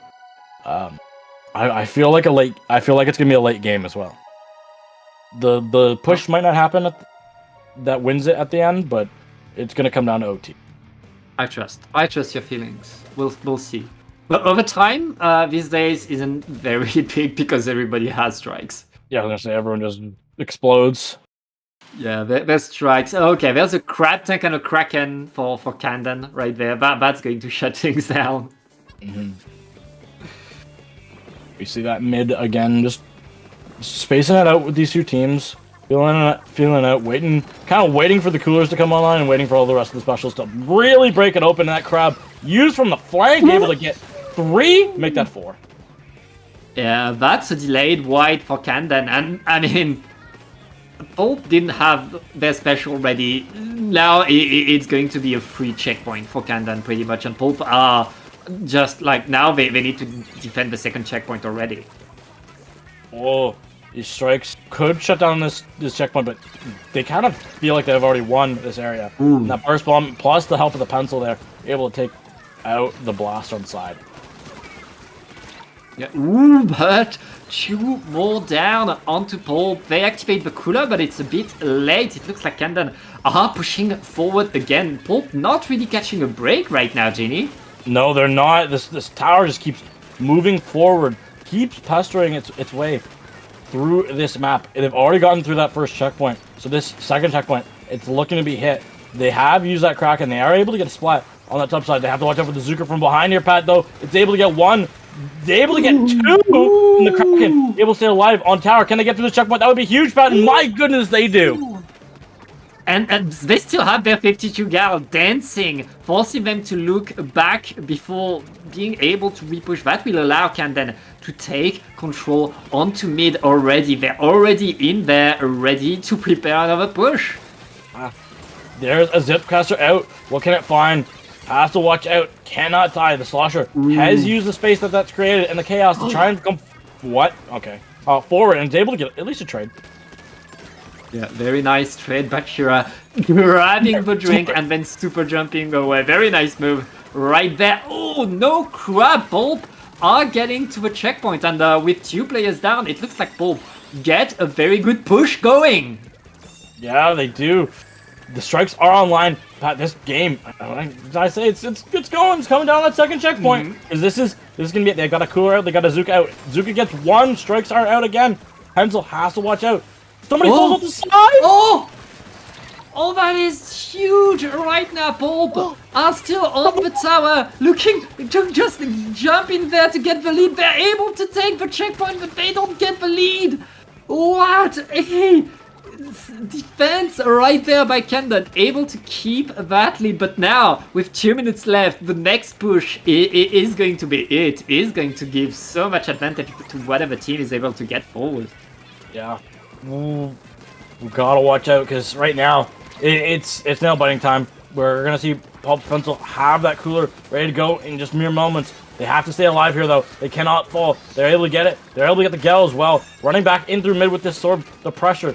A lot of bombs coming out from both sides. Members are falling back and forth, but overall, as long as those coolers are up, the members will be back in moment. Yeah, and right now it's another push by Candon. They know their lead is so slim, they need to push forward for some more. They need to maintain that pressure, especially with that momentum that you get when you're pushing the tower. And right now, 2 players down on each side, everybody's falling down. That shot needs to get the splat, needs to push the Candon away. This is so close between these teams. There is somebody, the splash is still down in this corner. The sword's able to get down. Nice cleanup. The Gal jumped in there, but was able to get punished. I saw stealth jump there, but you know what? It doesn't matter. People just look at the sky, and I love how we're back to the Splatoon 1 days of looking at the sky to kill the jumps. Yeah, and right now we have 3 players down onto Pulp. It looks like Candon are maintaining a little bit more control, a little bit more power onto the map, and with a crab tank that's in position, that's able to take the pencil and another one, and that's 3! Candon simply in control. It's just hurry to strike the tower, but the rest of Pulp needs to be here to get a monster push. There's Johnny, And they lost a 25 pencil. seconds left. They lost a pencil. The lead is going to extend. I know that for sure, but how much more is it going to extend? Down at 27, that's a 1-point extension.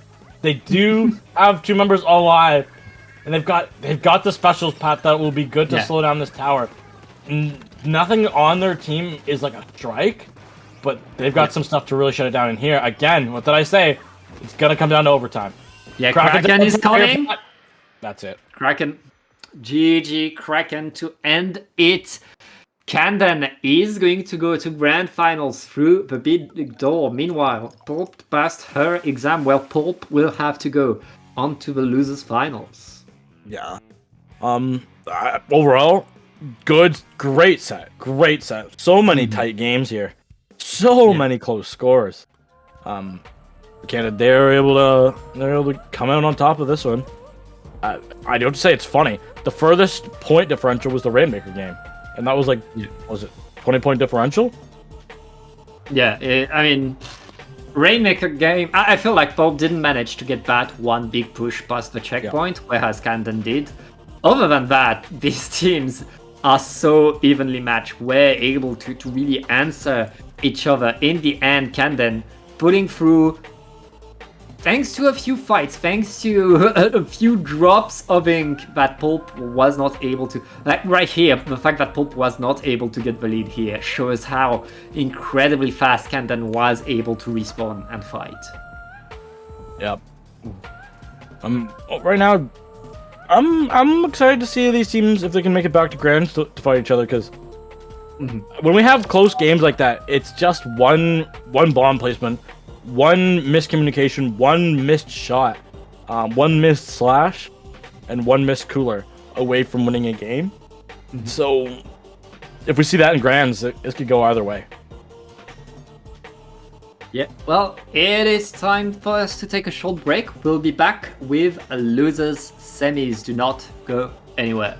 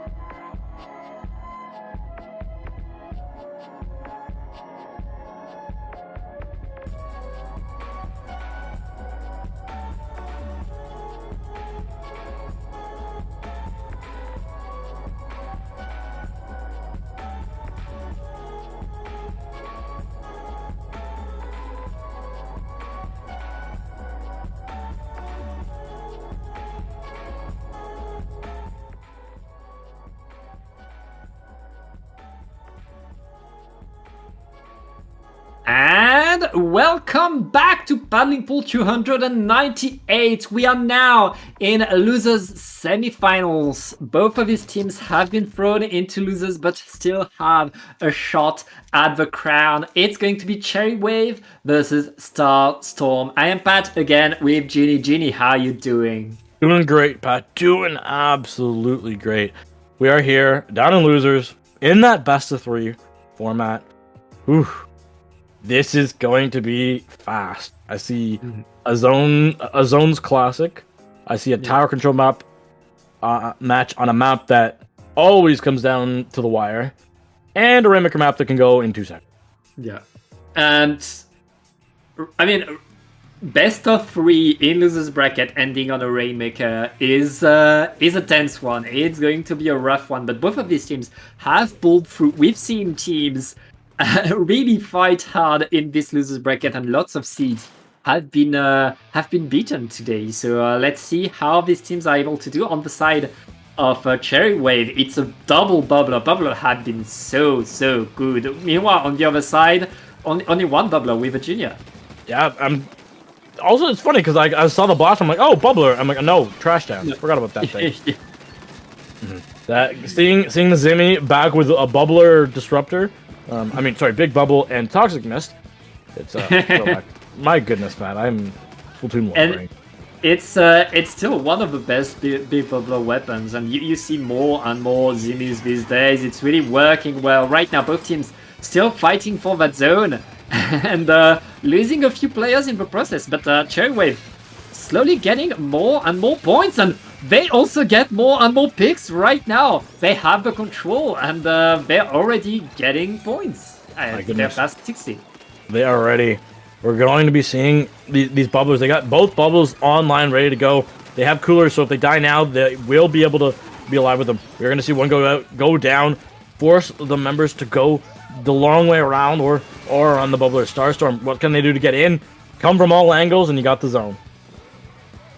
Yeah, very nice push by Starstorm there, but there's another bubbler. We're going to see bubblers on that zone over and over and over. The Zimmy right there, maintaining the fight, forcing Starstorm to look to them as the rest of his team is respawning, but here comes the Zuka, able to punish.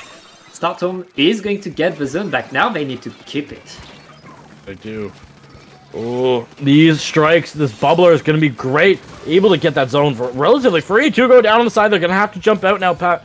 This is difficult because I know one thing about bubbler and trash down. They're not all that great at entry special. Hey, you know what? Bombs are good, though. Yeah, it's still, bombs will always be good and will always work so well. Here comes another bubbler onto the zone. 2 bubblers on the zone. Everybody wants to paint it. It looks like Starstorm are keeping their players on the map, though. They're able to apply penalty, and this time they're able to push people away. As long as they get rid of that decapitator, they could get a lot. And very nice trade here with the splashdown. Starstorm holding the zone right there. Cherry Wave needs to wait a little bit before pushing now. Yeah, they don't have their bubbler online, though. They need to get that up very soon. They have a Zuka, though. That could do a lot of good damage. It's able to get one, forcing a lot of the members back. What can they do now, though? They have to watch out. Bubbler is almost ready. There it goes. Yep. I see strikes online, Pat, and I know that bubbler is not long for this world. Yeah, but here comes the lead for Starstorm, and the strikes were not deployed. Starstorm is going to hold right there. Hold strong. The pencil is keeping the zone. Cherry Wave needs to get in, and that bubbler will allow them to at least paint. Can they apply penalty? Yes, thanks to the strikes. That was big. The bubbler was a little bit early there. They couldn't get up on top of that ledge because you can't deploy the bubbler in minute, right? They didn't change no patch there, Pat. Am I right?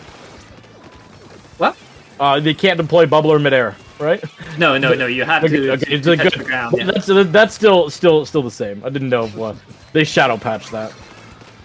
No, that's not a thing, thankfully. But you can deploy it here. Even though the ledge is very small. Right now, Starstorm holding the zone very strong. They don't have that much penalty, Genie, because we've had so much back and forth in this game. They have to go. You have to get there if you're Cherry Wave. Run at the zone. Give it everything you got. The strikes are going to come out onto the zone in a mere moment. They lose their Zimmy. Not a weapon you want to lose. They get that paint down on the zone. That's good. Bubbler comes, or sorry, the Blaster comes in for a trade. Bubbler on zone. They have another Bubbler, which they are going to use. Did that thing just get destroyed instantaneously? Oh no, there it is. Yeah, these teams are running forward, and here's another Bubbler. Starstorm keeping their presence onto the zone. There's only 1 minute left, and Starstorm keeps their lead by painting the zone over and over and over, not letting Cherry Wave take control. Those strikes are out, gonna do a lot of damage and a little bit of pressure. My goodness, the Junior able to get one there. That was huge and that was clutch. Gotta watch out this left side. If this Blaster is able to find this kill, that would be massive. They get it in a trade, cost them a special, but let's be honest, Trash Down, that's a good trade. Trade easy enough, and oh yeah, you haven't been here in a while. Don't call it Trash Down anymore. Really don't. It's good now. Try down? What is it now? Try down? Splashdown is Splashdown? yeah. I mean, we just call it Splashdown because honestly, it does the job now. Better than actual Trash Down? Oh yeah. Oh, so Splatoon 2 has Trash Down. Yeah. This one has a good one. You can splash This one down has through the splash bubbler. down. Yeah. No, it's very, very good these days, and as you can see, it worked. Yes, you can get trades, but it has so much damage. It takes much more space than you could with in Splatoon 2, and right now it's really working well. Starstorm able to keep control, able to take this game. Yeah, honestly, really good from them, and I'm wondering if we're going to see a lot of comp swap ups, because is Big Bubbler as useful on tower control compared to Splat Zones? I guess. It still is, especially to go through these long checkpoints that ship-shaped cargo has. But maybe not double Big Bubbler. I feel like bringing an extra tripling strike it could be the play right here for both of these teams. Very, very true. What are the popular weapons that have Ink Strike? We've got Slosher. It strikes. Yeah. Slosher. The T-Tech T-Tech and Splash Neo. The T-Tech has been buffed recently, and I think it's the people favor this weapon now. Okay. It's on the Zekofin charger, but you don't see it because pencil. Oh no, you don't. Yeah, you're not going to see anything else, any other chargers when the pencil. Yeah. I've seen some E-Liter. Some people play E-Liter to have that extra range, but like, then you have a Zap. Yeah, I mean, Zap and Heavy Edit are a weapon that work in terms of cooler output. And there's a few teams that manage to make it work without a cooler, but the higher you go into the ranks, the more you see a pencil. Yep. Of course. Yep. Especially here in a tournament of this caliber. Yep. You're definitely going to see those pencils. Yeah, here comes the pencil. We see same comp on one side, same comp. Oh no, and this time the Zimi is dropped in favor of the Slosher. That doesn't surprise me. Same comp from one side, and then the Slosher swap is that makes sense. Yeah, I mean Starstorm not changing their comp. Why would they? It worked in game one. They had the control. Now it's on Cherry Wave to get a bit more aggro, and the Slosher would help with that. Yeah. Okay, it wouldn't. Actually, it's not gonna help if everybody is back to spawn. There's Zuka moment, and there's the bomb that's able to go off and get some people. There, the bubbler on tower. It's still weaker on tower, right? They didn't change that. It's still it doesn't last as long if it's deployed on the tower, but it's still good. I'd say you want to deploy it for the checkpoint itself, just to push the tower like that is not that important, and that allowed the other team to get back in, and we're back to a neutral. So just waiting it out. We're in Fox and Falco laser moment. Just neutral. That's gonna be a big bubbler. The Decav's gonna get one. I thought the Junior was gonna get taken out there for sure, but they are. Yeah. The jumps are coming in, and they're able to get a trade. And just push, Pat. I feel like it's gonna be able to continue. I mean, both teams still fighting for that tower. The bubbler is still deployed very early. That Junior is so eager to push forward, but it's not working. The second the bubbler is shredded, that Junior is in danger, and both teams are back to the drawing board, back to trying to take control of mid. That jump is gonna come out. They're gonna have to just jump away for a moment. That's coolers out for both sides. Let's see if there's gonna be any sort of a push, anyone sort of looking towards this first checkpoint, because I have not seen a match go down 2 minutes like this, Pat. Oh my goodness, the jumps are in left and right and center. Who's gonna get the kills? The splash jump able to get one? Maybe no. I don't know how you're supposed to live that, bro. Is this Junior? Well, it's going to be Starstorm deploying the bubbler in time for the checkpoint. Bubbler gets shredded, but the checkpoint also is at risk right there. The Decapitator coming in a bit late is not going to find much, but with 2 down on each side, anything could happen right there, especially with a splashdown on the pencil. I do remember that. That was fun, and you have most of your special back, which is the craziest part. Yeah. Honestly, not fair at times. Now that I think about it, when you use your splashdown and get killed frame 1, and you still have all it back, even though you got to kill somebody with it. It's a good trade option, but Cherry Wave, it's their turn to get to be on the checkpoint, and they have good control right there. Not only do they get the checkpoint, they get the lead, and they get to push forward. All of Starstorm needs to move back, defend their platform, because they know that second checkpoint is going to be key, Genie. They're able to get 2 with the Zuka. The second checkpoint, as you say it, there's oh my goodness, the blaster got 3, and the jump is in. Oh. Huh? How do you jump there? The blaster missed the jump! And they're able to jump in here. The rest of these jumps are coming in. Oh my goodness, that... It felt like a whiff of the century, but there's also the fact that their team wasn't able to follow up on it on Starstorm.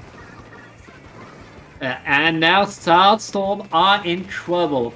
But all they need to do is reach that second checkpoint. And there's no first checkpoint to wait for anymore. So now, as long as they can keep themselves alive, they are getting in. There goes that triple splash. How did the Decav live that? A Decav moves so fast, and the ability of the Decav to just survive so many things thanks to that launch is Brother was in a incredible. splashdown. Yeah, you can just Sure, dodge. but it's just, okay, yep, just gonna go on front of the tower and then slash 2 people in the face. Decab moment. Right now, we have 3 points separating these 2 teams, and Starstorm, they want these 3 extra points. They want to get in. With Bazooka, they go forward. They know all they need to do is stay on the tower for just a few more seconds. They have 26, and 3 players down. They get the lead Bubbler. here. The Bubbler is gonna go big. They're gonna have that lead. Somebody's trying to... they got direct... Oh, Spawn Armor. That's right. Never mind. Spawn are able to come through and save that member. They're still fighting for this checkpoint, though. They are still fighting for this tower. The pencil goes down, or the pencil has to stay alive here. They have the cooler. They have used it, and they are going to go down. I mean, Starstorm still maintaining that pressure, and with an extra splat, that's going to be Virginia dancing on the tower with the bombs, getting game number 2. Starstorm will advance onto losers finals. Yeah, my goodness, Starstorm. That was a wild game from there. They're on a wild run as the 13th here into losers finals coming up. Yeah, very. They had to face so many different teams to get here. They have to beat the odds several times throughout this whole tournament, and now they're on the podium. They're on the top 3, and they have to face seed number 1 of this whole tournament. Yep. That's it'll be when they've got seed 1 and 2. That's that's how they want to. If they want to win this tournament, that's how they're gonna have to do it. Go through both of those teams. Yeah, it's going to be a rough. We'll take a short break as we prepare the lobby. Do not go anywhere.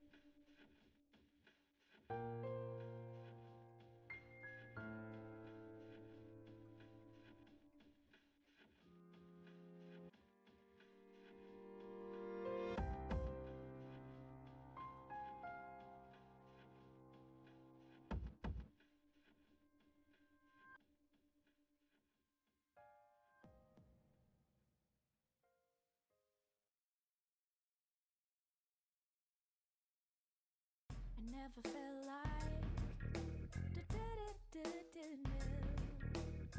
I never felt like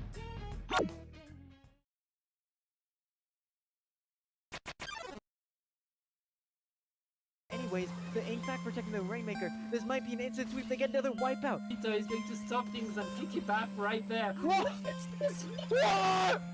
Taking control. Games like this is why we're here on a Wednesday afternoon and evening.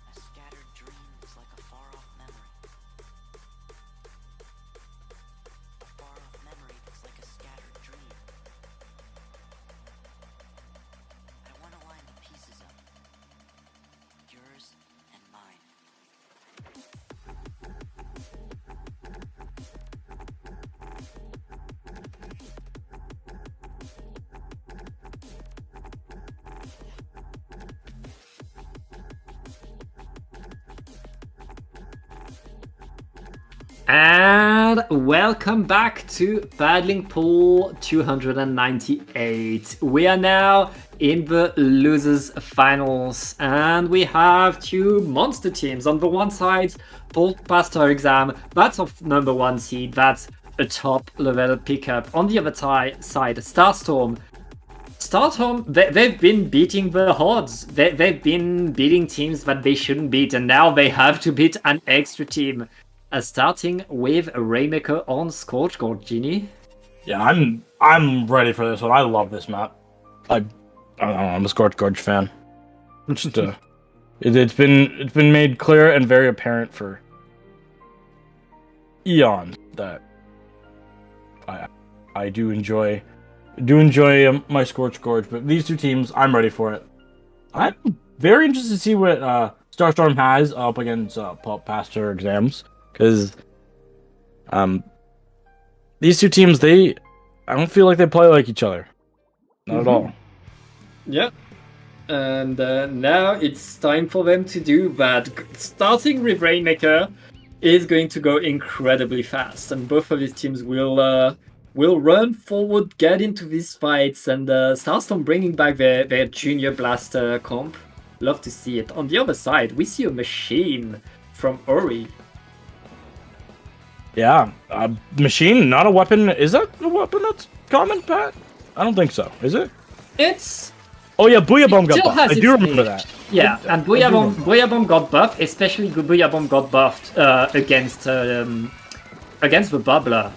And given how many Bubblers we see these days, I've seen a few of these machines come back. Yeah, that's good to see. Rainmaker has to go forward. Have to watch out because there's so many bombs here. The Zipcaster's able to go in, get one, get a few, but has to watch out. There's a recall. They are going to be able to stay alive, but that Rainmaker will be stopped and halted. Yeah, and right now both teams simply waiting it out, but ooh, Starstorm getting I think we have our colors switched up. The Pulp Pastor Exam is in orange. And they're getting control of the Rainmaker again, but Starstorm in blue will maybe contest the top. Are still fighting for it, but they're not able to get it. Pulp are in there, and they're so close to the checkpoint right now. They really tried to get in there. Oof. This Rainmaker is going to be popped, but I don't think they're going to be able to get through to this checkpoint yet. There's still so many members who are just pestering behind it. The Zuka as well, doing damage, just getting kills. Everybody's gone, but the pencil on the I need to grab. Zipcaster is on the pencil's face. Yeah, and right now, Pulp Pastor Exam able to get that checkpoint and are still in position. Now, here comes the launch forward. Once you're past that checkpoint, it is so fast to get to that range, to get past the 30 points mark. We'll see how far in can Pulp Pastor Exam go. It's just going to be a flat 30, Genie. Oh, there goes the triple splashdown. And it's just going to be the Zuka. Not able to find any value, besides, I guess, slowing them down just a little bit. Realistically, no kills, and I thought they were definitely going to find something. They're trying to get one. They're going to be able to get... Oh, they got the Sprinkler, but they weren't able to get that Rainmaker. The Rainmaker was popped and free. They could have gone for a run for it there, Pat. Yeah, I feel like they could have, maybe, but they decided to go for the splats to allow the rest of the team to come back. And we're back to a fight for mid. Pulp Pastor Exam still in control of the Rainmaker, waiting for the drops to come in and get the trades. Oh, this machine is chip damage. That right there, that's disgusting. This is why you want a machine here. I think this is really for this map that people like to bring machine. Machine being good on a heavy map impossible. They always seem to find their ways into my nightmare. That alas, the Booyah Bomb will be online. It will be launched most likely in the pencil's direction. If not, it's gonna be relaunched at this point. Yep, and right now it's going to be back to the push for Pulp Pastor Exam. Starstorm, all they can do is try to throw themselves at the Rainmaker to delay it, but it's not working right now. Pulp are moving forward, are trying to get back past that checkpoint, back to that ramp. Trying to go forward with this Rainmaker is going to be a little bit difficult. The bomb, able to live it, able to survive it. That triple splash down, able to get, I believe it was 2. Rainmaker is going to go down and survives through the Rainmaker direct. I mean, Starstorm able to stop the push right there, able to get all the splats.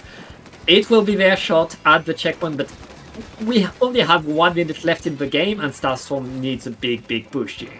Oh, they need, I wouldn't say a massive one, but they need a large one for sure. It is doable. They have lost a member. That's their blaster gun. They need a Zuka of all time here right now. Not looking like they're going to be able to find it. Sprinkler doing a good job, and the Rainmaker is going to get shut down. The flash down able to go in, but not able to find enough. That's a lot of members going down.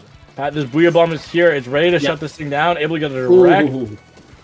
Looks like Ori is getting back control of the Rainmaker right there, and with a Fizzy to the side to get the extra splat. Starstorm right now, they have no choice left. They need to run forward. It's going to be game number 1 going to Pulp past her exam. Yeah, my goodness, that was a fun one. Even though it was mostly Pulp's team just going in there and doing a really good job at locking down their aggression. It was I'd have to say it was a good defense. Good defense from both teams. Just one a little bit better because checkpoint breaking versus no checkpoint break. Yeah, I mean, Pulp had so much control for so much of that game, and Starstorm in the end able to get a push, but not even able to really use that momentum, use those players that they had to get forward to get control. And in the end, it was Pulp past her exam really reminding us why they are the seed number 1 in this tournament. Yep. Ooh. This I'm feeling that machine pick. Do we feel like it's coming back for this tower control game? No, I don't. I think they'll switch to a slusher. Alright. I think like machine has the extra chip damage, and it's really good for Scorch Gorge, but for most purposes you'd rather have a regular slusher, I think. Sure. Very much.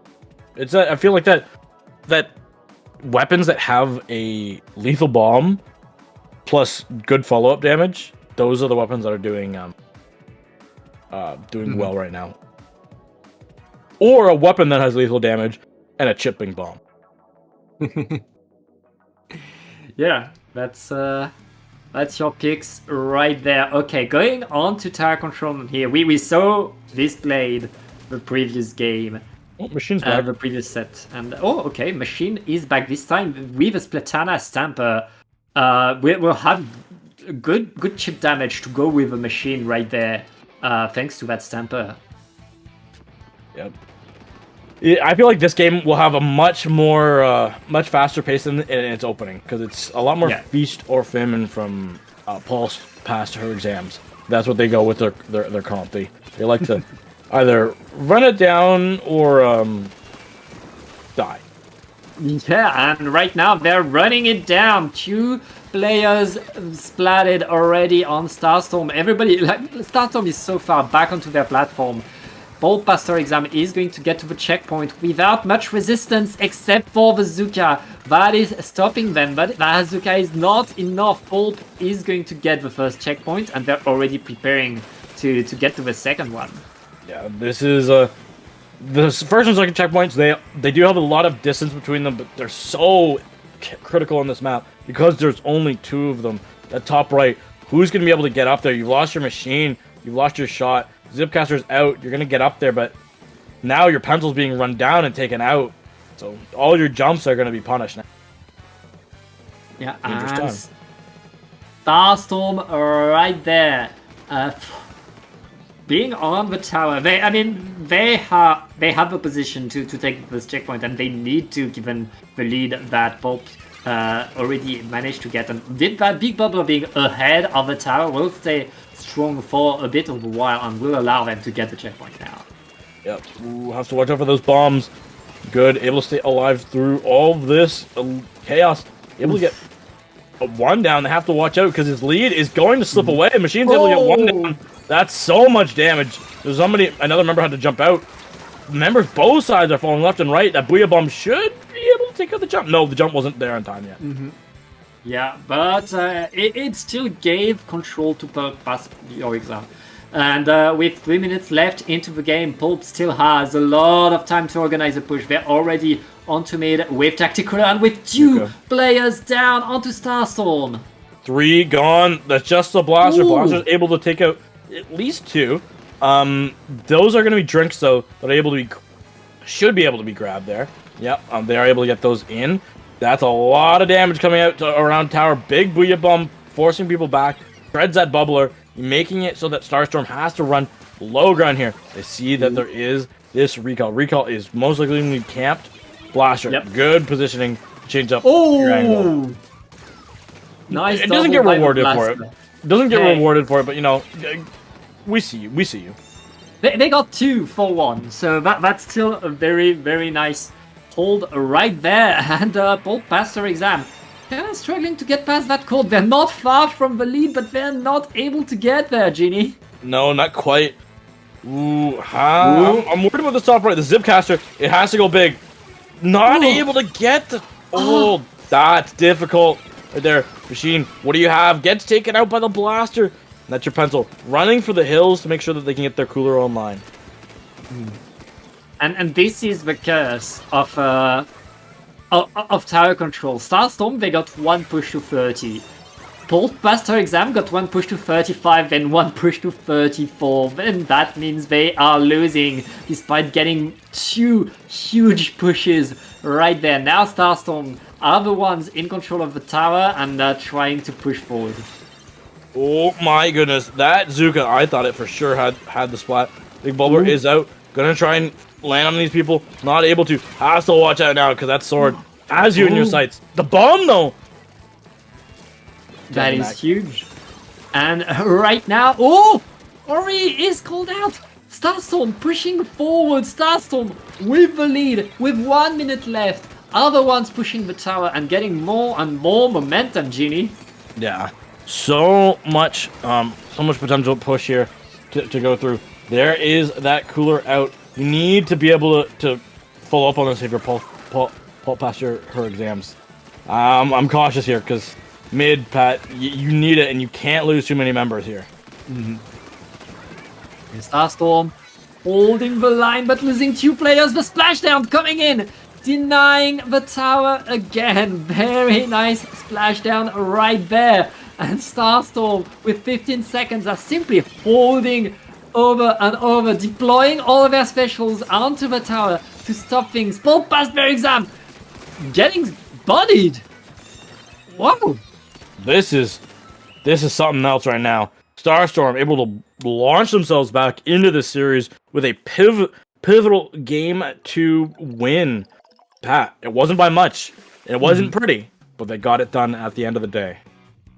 Okay, they got that 1 push and they got the defense bite they needed to have. Very, very nice, like able to control what they needed control. As you said, during that final push by Pulp Master exam, they had the Zipcaster. The Zipcaster went in and managed to damage, I believe, the shot, but got punished before they could seal the deal. And from then on, Starstorm held the line, made sure that Pulp could not push anymore. It's really using that momentum, keeping it strong, keeping that defense strong, and maintaining that lead that allowed Starstorm to get back into this set. Oof. These games, this one like that, like a tower control like that, it's tight. I know you won it if you're Starstorm, but it doesn't feel as solidifying if you as a knockout, or like how that Rainmaker game was where they couldn't get that checkpoint. So for them, they need a good game here on Inkblot. It can't be a knockout, but Inkblot usually ends in a knockout on zones just because of how long it is. Teams, Inkblot doesn't get knocked out if teams aren't counting down on the objective. which means that teams are just constantly jumping in and never able to paint the objective. But these teams, they win fights more decisively. So, Starstorm, they're gonna need this one. Genie, we are 1-1 in a best of 5. The third game always decides so much of the momentum of the set, of a best of 5. Like that 1-1 game, the team that has the momentum. Only need one more game after that. It's really decided by so much. And going on to zones, we know how fast Pulp can play on zones. We saw Pulp play against Camden in winners finals on this exact map mode, and they opened so strong. They held the zone so strong. It's going to be on to Starstorm to really match that speed and do more than simply defend their spawn. They need to be able to run forward and hold the zone for so long. They do. They definitely do. But I don't just say it's nice to be back here on Paddling Pool, and we're so close. Next week, I know we've got a special one coming up as we just wait for these players all to be rated up for our next game. I'm excited. Are you excited for the Christmas adventure next week? Next week I'm likely to be with my family. To be honest, I know, but to all the wonderful people. I expect people to play, and I expect it to be a good paddling pool if you can make it. My family really wants me to be with them on the 25th, so that's what I'll do. I'll be there on the 1st for Paddling Pool 300 though. Paddling Pool 300. Did you know, Pat? Yeah. Paddling Pool 179 was the last paddling pool in Splatoon 2. And Paddling Pool 180 was the first one in Splatoon 3. Was it? Yep.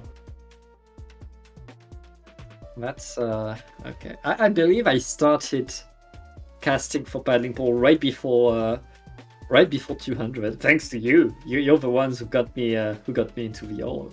Yep. And now it's time for the game. Shout out to Falco who got us connected. Yes, thank you, Falco and Ilya from Splatterlilo.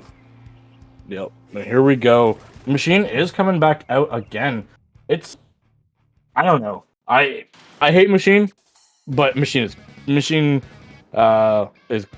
fun. It's still Machine. I feel like we don't see it as much because Slusher has become so it's good. Slow. Machine is just slow, and they've taken so much away from it, but it's still not programmed properly in this game. It's not programmed properly in this game. That shouldn't have been a kill. Nor should that. Like, okay. Still Machine. It's still Machine, bro. See, those should have been kills because the pencil aimed and shot you twice. Yeah, and right there, Bazooka to answer, able to find the pencil. Both teams lost their pencil right there. The Pulp passed their exam, able to simply hold the line, hold the zone. The splashdown is going to find one, is answered by Bazooka. Both teams are back to neutral, but the zone is still blue, and there isn't that much points left on it. No, you gotta paint this thing. Now you lose your shot, your pencil's gonna have to back off, because if not, they're gonna die, and Pat, this game, I feel like it's gone. Okay, Starstorm needs to run at the zone. They don't have the time, they don't have a choice, they need to run forward and pray. But Pencil's gone. it's too late. Yeah, it's done.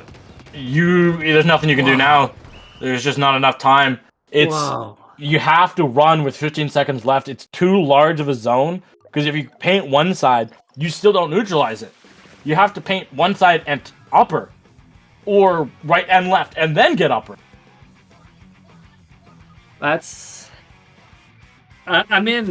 really honestly number one of the tournaments, showing what they can do when they have the momentum. And I mean, that was dirty with the Machine right there. Ori just getting a double and letting Pulp pass her exam to really get full control of everything. I watch things like that and I remember why I retired from Code. It's a rough game. You really have to be ready for anything. And it's a game of comeback. It's a game where you know you can be down at any moment, because something like that can always happen. The for our two lovely people in voice chat with me, the one in the chat of the challenge is the path that I won eons ago. I just wanted to look at what date it was, bro, to see how old it was. April 3rd, 2019. Pre-COVID. Pre-COVID. Bro. Yeah, time flies. And speaking of time flying, all teams are pressing A, getting in forward. my they gosh, they want they're to play. Yo, They they want were to get in. they were ready for this. Holy moly. Not messing around. And I said it at the end of game 2.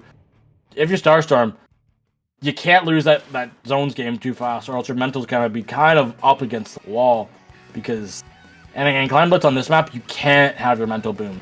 Because the map will do it to you with its unique clam spawns. Let's just Yep. And, this map is notorious for having weird spawns. Yeah, very weird spawns. Also, it's a map that can snowball, where if you take control of a basket, you can very much get 100 to 0 very, very fast between the weird spawns and the weird way this is set up. If you're able to set yourself up in the top left and in the top right, you can simply hold the basket. Yeah. That's good. They're gonna need this pencil to throw this cooler before they run in and die. They can't wait for too much longer, though. They have to get this blaster down. They're able to finally be able to get that power climb in. And let's see if they can get lucky on these spawns. Right now, not so much. They have some more climbs on their way. Trying to launch them in there. Overall, I would say average. I would say that's an average push on this map for the spawns. Because Pat, you know how the spawns in there's 4 spawns that are within 2 seconds of the basket. Yeah. They got, I want to say 2 of them. 2 of them to refresh, which is good. But like, it could have been all 4 multiple times, and we'd be talking about a game over. Yeah, but Starstorm were able to defend to push my. them away, but it doesn't matter. Pulpmaster Exam are back in there, getting a few more clams. We are 25, Genie. This game should in theory be over. Those spawns, they're here, they're in mid. You gotta keep it open. Oh, they didn't keep the basket open. They didn't have like 1 extra clam, and they kept the basket open, and they had the victory right there. But now they need to wait a little bit for the basket to come back down so they can reopen it. But they're still here, Genie. Oh yeah, they never winning left. the fights. They are winning the fights. Unfortunately, the shot, I do have to say, Pat, the shot had 3 clams to their name. They were able to get them, and they had them for a while. If I'm the pencil player, I'm screaming at my shot player, why didn't you just play objective for half a second? Because the game would have been over. Yep. Now the game is still on for Starstorm, who need to mount a crazy comeback. We're only halfway through the game. And again, if you get good clams, if you get 1 good push, you can get a KO. And right now, Starstorm are preparing exactly that. They're just setting themselves up into mid, preparing all of their specials so they can get that 1 big push. Yeah. They have to watch out. They've lost everybody and almost everything. I say that the last thing alive is the pencil, and the pencil has the ball, so they haven't lost everything. Not everything, They're losing but they again, lost so much. Yeah, they keep losing players. Pulp are moving forward by getting splat after splat after splat, and Starstorm, they're back to defending their own basket now. Has their Zipcast? Okay, there's no Zipcast. Yeah. I thought for sure the Zipcaster had that shot down, was going to be able to get that one. Where did that jump go? Oh, the jump went back to the team. It looked like it was going forward for a second there. Yeah, because there's so much tactical, as players have become so good at super jumping to their teammates instead of just super jumping back to spawn. And it makes things faster, it makes things more dynamic, and I love to see it. Right now, Starstorm are opening the basket, but they don't have the control to follow through. Pulp is going to move back forward and take some control of a mid, Genie. Ooh. They have to watch out. I do have to say, I love that, Pat.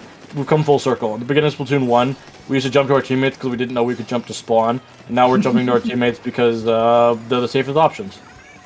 Yeah. It's faster. It's faster. It's just more optimal. It's a bit faster. It gets you more. Now 40 seconds left, and Starstorm have a super climb. They have one position that's going to allow them to maybe mount a push with few down onto Pulp Pastor Exam. Basket is open. Big. Starstorm needs to follow through now. They're starting to go. Ooh. They're starting to munch down these points, but they have to stick around, and they're not doing a great job at that. Oh, if they're able to stay alive there for just a little bit longer, maybe the spawns would have come online, and maybe they would have been able to get their pity. But at least the basket has closed, meaning that they will have a second opportunity. But will they be given this opportunity, Pat? Looking right now, we've got the 2 clams on the line, ready to go. Zipcaster's out. Pop Pastor Exams. They have a Booyah Bomb as well. They've lost their blaster on the side of Starstorm. Overtime is ticking down. The sword is gone. You gotta start moving forward here. The Zuka is able to get 1. The Zuka is able to get 2. And that should be it, Pat. Because these 2 power clams, they're marked. They're notified. They're inside of a Booyah Bomb. Everyone else is getting pounced on, and there's no time. That clam can't make it in the basket before the game is done. Paul Pastor Exams will be back in 2 finals.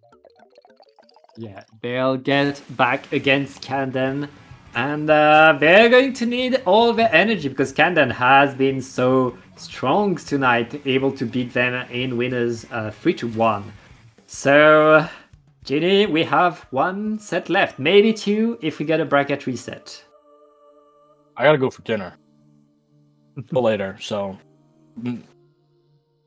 I like bracket reset for entertainment value, but I wouldn't mind because it's snowing out. It's gonna snow outside later. Average December Canada moment. So I'd rather beat that.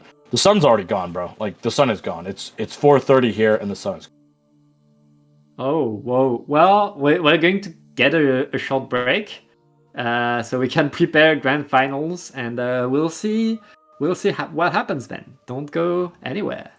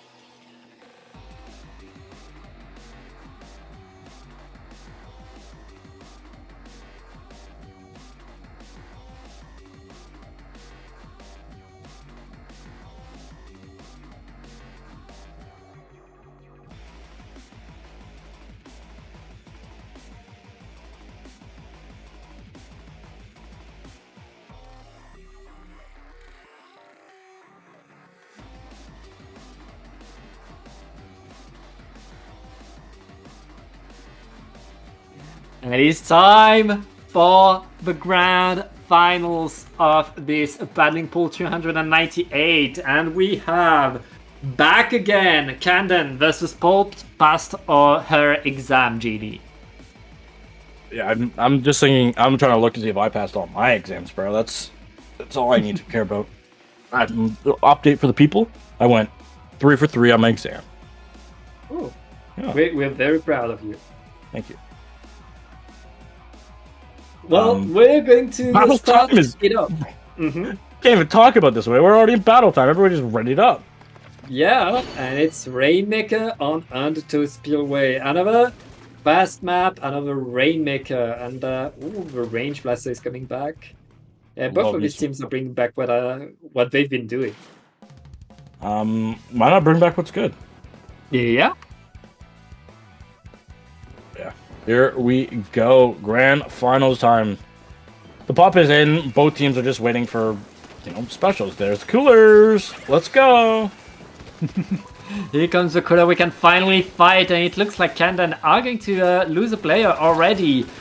But ooh, there comes both teams licking their wounds right now, waiting for a bit more of an opportunity to get back in there. But the Slosher for Candon getting in, almost being able to push Pulp away. Both teams are still in neutral, and now they're going to wait for World Special so they can get another push. Both these teams just buying for time, buying for space, and again, the push should be good because they were able to force back that pencil. And as long as you get rid of that Starbucks, most people can't do anything without coffee in the morning. Yeah, that's pretty much it. Very nice move by the Rainmaker right there, but they lost 2 players. That's going to be the end of that push. We're still, both teams, waiting to score actual points. Ooh, gotta watch out here. The Rainmaker, it's in a precarious spot that could easily be run through, but the sword on Silver able to do a lot of good work and a lot of good damage. Weeabum forces back the Slosher. Tri-Strikes are gonna force back the other side and have this game. I'm gonna be honest, this lead is not safe. Yeah, that's not a safe lead indeed. We're getting close to 2 minutes into the game, and both teams are still looking at each other. This might be the time where you start to want to go to the right checkpoint just to make quick points. They have taken the Rainmaker back negative progress more so in this game than it has had positive progress. Oh my goodness, crazy! And they get it. They gave Candon that checkpoint because they brought the Rainmaker next to it and then died. And now Candon doing... Oh, able to stay alive temporarily, falls from falling down. Yeah. That's usually what happens when you fall from falling down. Yep, that is indeed what happened. Now, nicely to a 32 for Candon. I don't think they're going to get more. Not done yet. Not done yet. No, that was dumb. That was not something to do right there. Both are going to get the Rainmaker back. They have 2 minutes to get a push now. Wow, bro, the pencil had a cooler. It had cooler, like, the cooler drug had just used the cooler. So why not go for it? What's the risk? You're just gonna be back in spawn anyway. They still lost the space, and now it's Pulp in control of the Rainmaker, who are pushing forward to the other checkpoint. Silver with this Rainmaker, gonna go right side. Gonna see that right side is open. The Blaster able to get one. Not the person I thought they were going for. Yeah. Average Blaster moment though. Love Blaster. And they're not able to get the checkpoint. They hesitated too long right there. They had the opportunity to get it. Oh, they got it. Okay. They didn't hesitate too long then. They hesitated too long because the Rainmaker did die, and then somehow the Rainmaker magically got the checkpoint. Yeah. This game is perfect. You know, it was multiplayer game of the year. I love servers that are built with duct tape. They don't have servers. Yeah, it's funny. Servers built with duct tape is still better than no servers. Yep. And right now, Pulp are pushing forward. They are in 38 to 32. That's another close game, Genie. All Pulp needs to do is get the repop, but it looks like Candon are going to... Oh! Zuka! Oh! This Kraken has to go absolutely Super Saiyan. You have to use it. You have to use it. Just waiting. Just waiting. They're just pushing. waiting. Oh, they're dodging. Kraken not finding much, able to find one. Both teams are now fighting to get another pop. Candon, thanks to the Kraken, able to survive right there. And with 30 seconds left, they can simply defend, Ginny. They can stay here. I don't think I want to stay here, though. I mean, Oh yeah, but take their time. Yeah, you could take your time. I guess you could stay up here and then jump it off later, but... yeah, I gotta go back on that Kraken play. That Kraken, it was 1v4. The Rainmaker needed, like, 7 points. They got 3. Yeah, that's Oh, the all Rainmaker goes. died! It didn't get reset! And with the Booyah Bomb and the Zipcaster, Bulb are able to grab the Rainmaker. They only need 3 more points. So they need to do is get there. The Gal is dead! The Gal is dead! They have numbers advantage. It's just the pencil and they take the lead in the nick of time. Oh, that was such a entertaining game here, Pat. My goodness. Last time the two teams played this map, it wasn't as close. Yeah. But this time, they were able to come out clutch and, big moment. Big moment. They got the push. They got the push. They did manage to get in the first time they played against Candon there. And again, that Kraken that Candon had should have saved the game, should have ended the game. But Candon, they listened to me. They stayed in the same spots, trying to simply defend, play the clock. They got splatted with Vipul simply going forward, pressing W and winning. Ooh, my goodness, I was worried there that they were gonna fall off the ledge as well, but they got it. They got it. Yeah.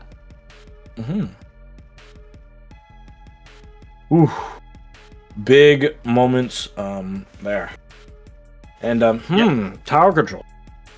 Power control. Feels like I've seen this map before. Yeah, I mean, it's on both teams' lists. So both of these teams, they choose this map. So the Sendu, if teams have the same map list, we're going to see these maps over and over. And I mean, they are good, solid maps that top players want to play on. So it's no surprise. Honestly, I would. Mm-hmm. I would pick. If I see these two in rotation on in solo queue, I'm like, I'm booting up the game because I realize that we actually have a decent rotation without dog water on booty cheeks. Yeah, and that's where you see solid gameplays. That way you see teams that have practiced, that are organized. All teams have a plan, a well-oiled plan for these map modes, and this is where you see how the coordination, how the optimizations are done on these well-refined maps. Here we go. Game number 2. Tower control, Hagglefish Market. What are the daily deals here, Pat? At the market. What are you getting today? Well, I think we're going to get death because these teams are going to run at each other and fight. Bro went full emo and said death. I was gonna say that epic victory royale, that dub, the OG Splatoon 3 dub, but no. Yeah. Bro chose death. Death. And already death happening onto the Stamper. Candon opening strong, taking the tower, and trying to collapse forward. They get splat after splat. They have the special advantage right there. Pulp are on the back foot. They're going to concede the first checkpoint right away. Oh my goodness, Pat. They are running forward here. Sorry, the Booyah Bomb is out on a tower, my goodness. Zuka gets one. Can it force the crab? It forced the crab down below them, and that's a tough shot for the Zuka to land. Yep, and right now we have Bulb simply getting a back control over mid. They don't have the tools to push forward yet, but they're at least able to put themselves here. Now here comes the Zipcaster. The Zipcaster is, of course, beelining for the Pencil, but Pencil running away and surviving. That's going to be here for the defense, and now Candon are are simply trying to push to hold the line, but Pulp able to hold the tower, get a few picks, get my. 2 picks, get 3, and that's checkpoint. They're going to get checkpoint 2 off of that. Yeah, that's gonna be the blaster going down a little bit later. Zipcaster's out. What can it find? It's still dancing up there. It stalled some time in this cooler. Needs to come up from this pencil. It has to be used for this push to even want to have a chance at continuing on. They are able to get it down. They are being stalled out. The checkpoint has fallen with this Kraken. It's trying to do work, not able to find anything. Yeah, and right now, Zuka. both teams are still fighting for that Choose tower. Zuka. Ooh! And the crab is completely called out, but Over Splash able to run away. Incredible moves on the side as Pulp are trying to get the lead. And they're able to get it right there with still 2 down onto Kanda. Now it's a matter of can they get the second checkpoint. That gal landing the first 2 shots that they needed on that sword, taking them instantaneously. Zuka is out. Sure. Taking out not the member that the Zuka was aimed at, but the member who was just happened to be caught in the crossfire. Oh, Machine? A Machine hits that? Bro. Machine pretty strong right there. And oh, 2 players down. Camden are in danger again. Pulp are not stopping.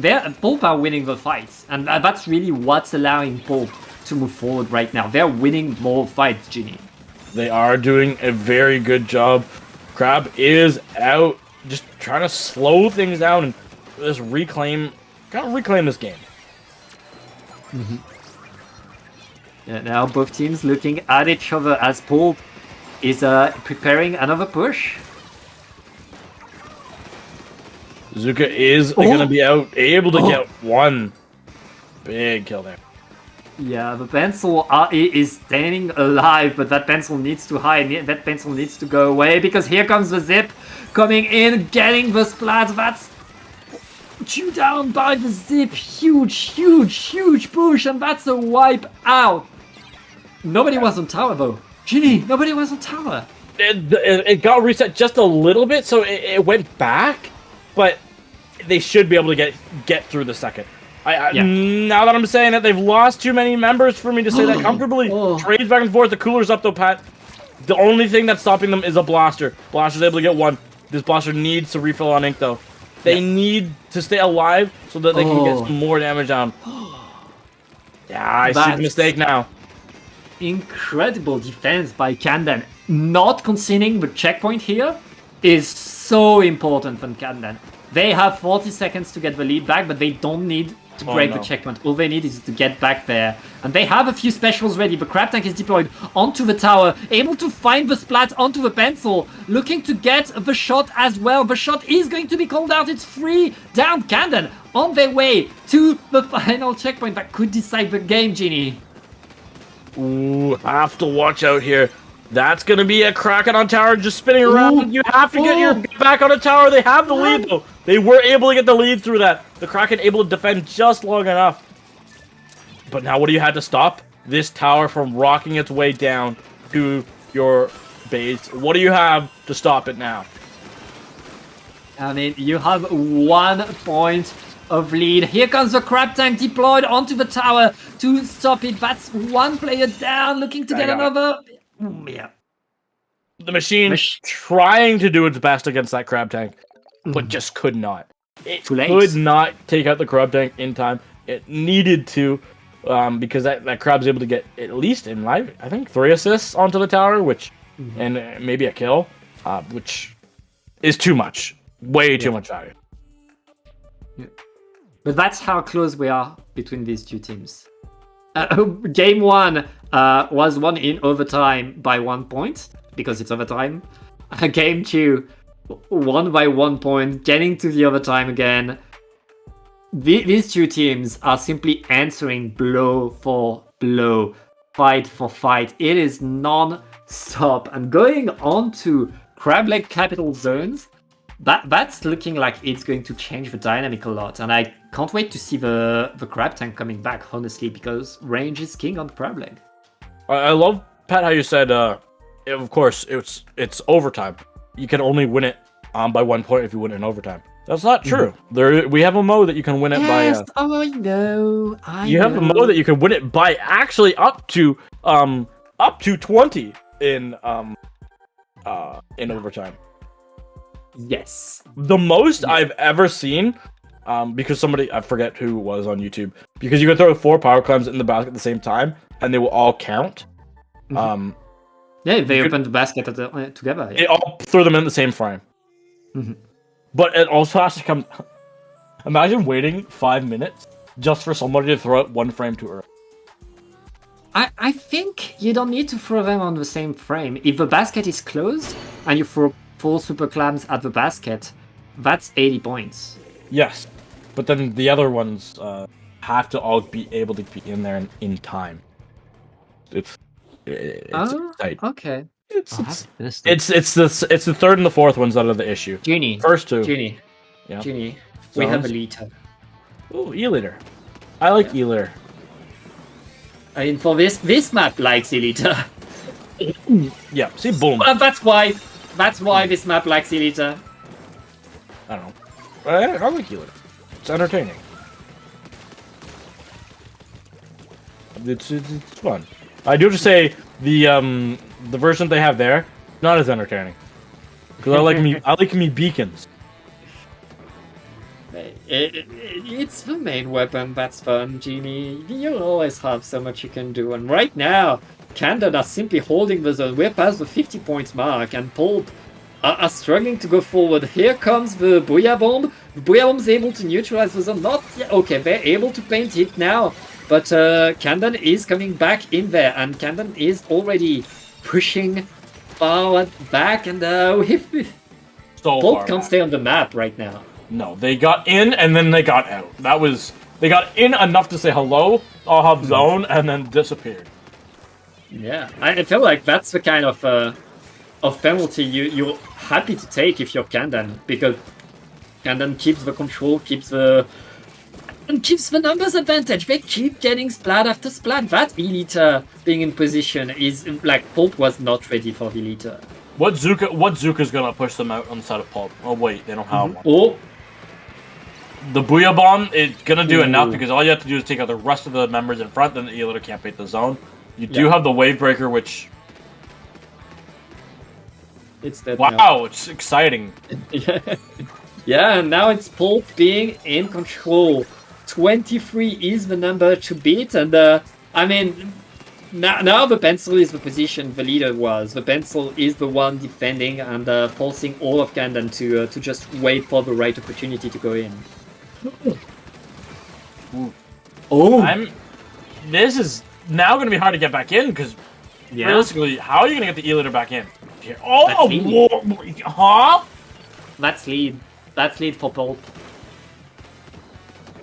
And now Candon needs to run at the zone. They don't have the time to super jump away. They need to go forward. The Kraken is going, but the Kraken cannot paint the zone. The Booyah Bomb is there to just paint a little bit more. Candon. Oh, and a big mark there from the Wayberg. I forgot that it has that little new buff. I guess it's not little new. That's been there for a year. When I say something's new, it's been here for a year. My gosh. Yeah, and that's Candon right now holding the zone. 2 minutes left, and they have little to no penalty left. As long as they're able to hold the zone 1 push, they get the victory. Oh my goodness, so close. Oh. Ink might be able to paint the zone for just long enough. Oh, the bomb. That's enough. Pulp gets the zone back, and with 3 down, I believe it's a delayed wipe. They're gonna take the position and hold. Candon is back to the drawing board now. Yeah, this is it's gonna be tight. You gotta get this killer whale off. It's gotta go kind of big to force some members into some bad positions, because your teammates around you are falling. Crab Tank is gonna be ready. Maybe aim it at that. That's your best bet. You're gonna need some help to get back in the zone now. Yeah, and Pulp right there looking to get the KO. All they need to do is hold a little bit longer. It's 3 down onto Candon. It's just the Gao. The Gao needs to paint the zone, but no, it's too late. It is game for Pulp. We're now one game away from resetting the bracket, Genie. That's a big moment here in the series. Very, very big. And pastoral exams able to make it through the E-litter, which was proving to be a little bit too difficult for them at the beginning of this game. Yeah, it's it really took a bit of time for Pulp to get used to that E-litter presence, to get used to that different combat Kandan was throwing. But once they were able to take the positions, they were really able to punish what Kandan was doing. And the fact that Kandan needed to have a zap right there, they lost a little bit of fighting power and a lot of speed in their ability to go forward just to have that E-litter. And it showed in the end. They were not able to get forward. They were not able to get the retakes as much as they wanted. No, and oof. This is a big moment in this set. Clan Blitz on Barnacle and Dime is going to be our next game here. And Pat, again, these pushes, it's up to the spawns. Realistically, you can force the spawns to spawn in areas you want them to more favorably, but at the end of the day, it's how lucky you do get with those 4 rolls. Those 4 close spawn rolls. The one on top of Snipe, the one from the cushion, and the 2 close mid ones. You can still orient these. You can stack the odds in your favor if you collect all but 1 clams on your own side. If you play your cards right, you can have some control that allows you to get good RNG and make the RNG that you have work. Now it's a matter of taking control, and it looks like Kandan are opening pretty strong, Genie. This is Crab Tank just kind of slow the pace of this game down. They kind of gotta want to get to that cooler, but the cooler is gonna go down. Kandan does have their power climb up. Killer Whale, they're going to be going forward with this. The Sword able to take out 1 before going down. Ooh! But Kandan able to open the basket with another super clam that they built sneakily. Now 2 super clams in, and 2 players down. Right now, Kandan are going to keep control, and they have clams next to the basket with more points to go. This is huge for Kandan, who are opening the score incredibly strongly. They're past the 40 points mark. And they got some of those spawns. They got some of those beauty spawns. Let's see if they can get some more. Yeah, they did get some more. Look at that. Look at that. They got the spawns to their name, Pat. This could maybe be. No, nobody went to help them. The spawns don't do everything. You also need to win the fight. Leave. They could have had a power climb thrown in the basket there. They lost the fight, Genie. That happens. They had to move back there. Bro, Pat, it could have been down to 4. It could have, but it wasn't. And right now, Pulp are the ones in control of mid. They have to wait for that Crab Tank, and then they'll have their way in. That Stamper able to push forward. That's the basket open, but Pulp doesn't have much firepower to follow through right now. This is now. I see. Now you want to retreat. Yes. Good retreat. Yeah. Good retreat. They retreat a bit late. They could have retreated a bit earlier, Genie, because they lost their player and they lost their special and the power, because the power now died. Yeah, and now Kandan has full control, has the clams again. This is why you retreat. If you're gonna die for it, bro. You can't just die for no honor or glory. Yeah, the Killer Whale just got 2 kills. Ooh, and right now the basket is reopened by Kandan. Kandan on fire on this map, getting more clams in. And they have a pity clam. And they grab a pity clam. There's a Crab Tank under there. That could be the game. Good. They cleaned up their mistakes and they were able to do it. And boom. The game ended a little bit later. Could have, but they ended it. And they used that Crab Tank. The Crab Tank doesn't have a recall. You super jump straight to the Crab Tank, so using the Crab Tank kind of like a baller for the super jump strat. Very, very well played by Kandan, who are now we're in a game 5. If Kandan wins this next game, they are your paddling pool champions. Yeah. The second last of 2024. Mm-hmm. Should be a monumental achievement. The last non-holiday event of 2024. Yeah, very much. We'll keep going. Yeah, next week is the 25th, and you'll have a paddling pool. Alice announced it, but she didn't even need to. We all knew that she would run paddling pool, whatever happens. Alice has missed 2 paddling pools in the history of paddling. Last time I asked, she said 5. 5? When did we add 3 more? I don't know. She said that during these 6 years, she's missed 5 paddling pools. I can tell you that I've been here for 2 years now, and in the last 2 years, it's been every week. See, I've been in and out since paddling pool 1. Mm-hmm. Shoutouts to me, champion of paddling pool 7. Genie 7 won paddling pool 7. Congratulations. Oh, that's where the 7 in your name comes from. I already had the 7 in my name.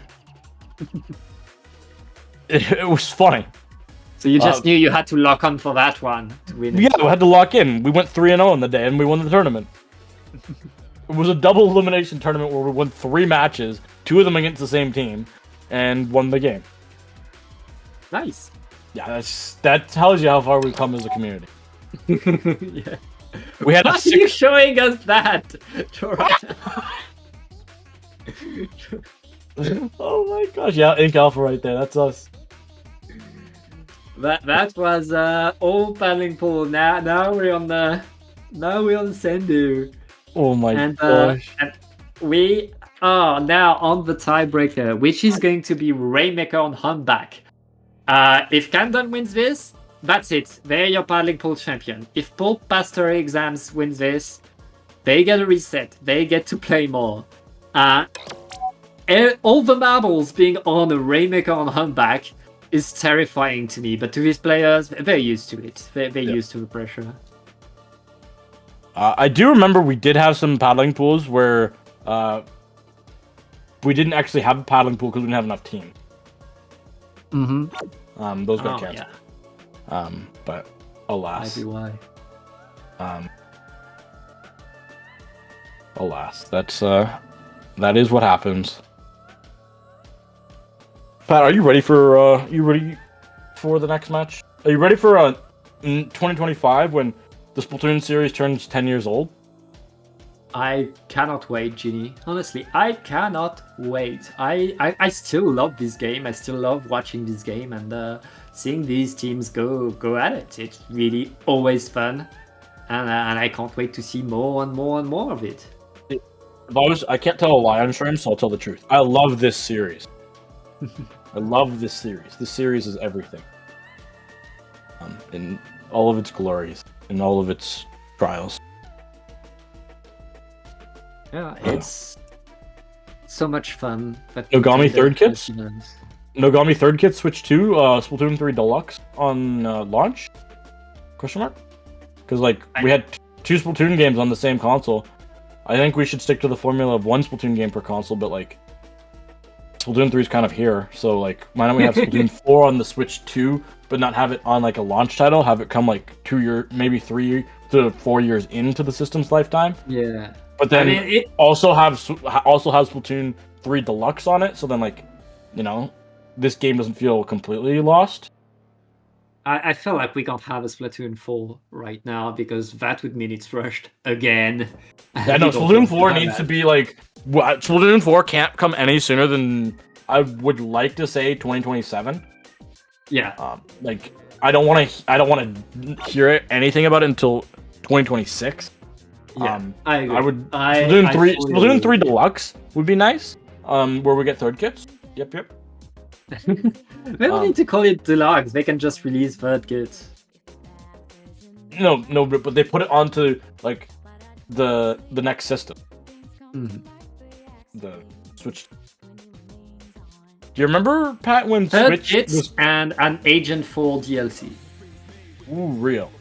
And yeah, so all the DLC that's in this game is like comes like base game. Yeah. And you can transfer your save data over. Because Let's see.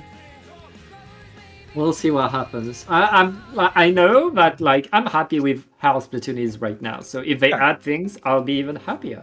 yeah, I do have to say Splatoon 3's final patch, like the final major patch versus Splatoon 2's final major patch, was infinitely better. Mhm.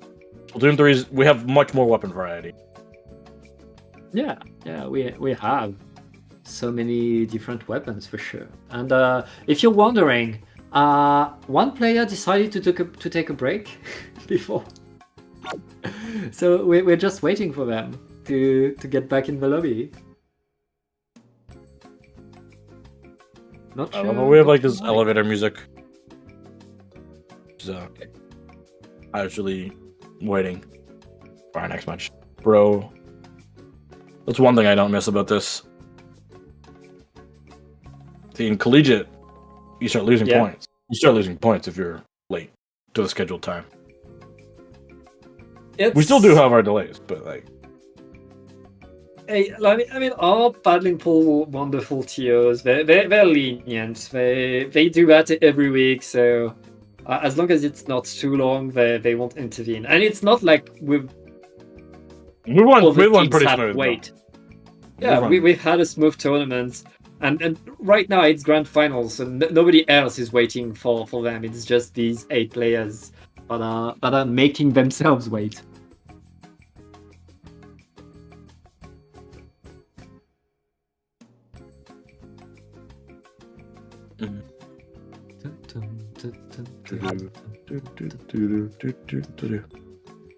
But yeah, by the way, we have Paddling Pool 300 coming. It's going to be awesome. Registrations are open. It's on January 1st. The date is easy to remember. Mark your calendar. It's at the top of it. It's going to be awesome. Like we are raising money for a very, very good cause. I think a lot of LGBTQ plus youth in America could use some help these days, and we want to help them.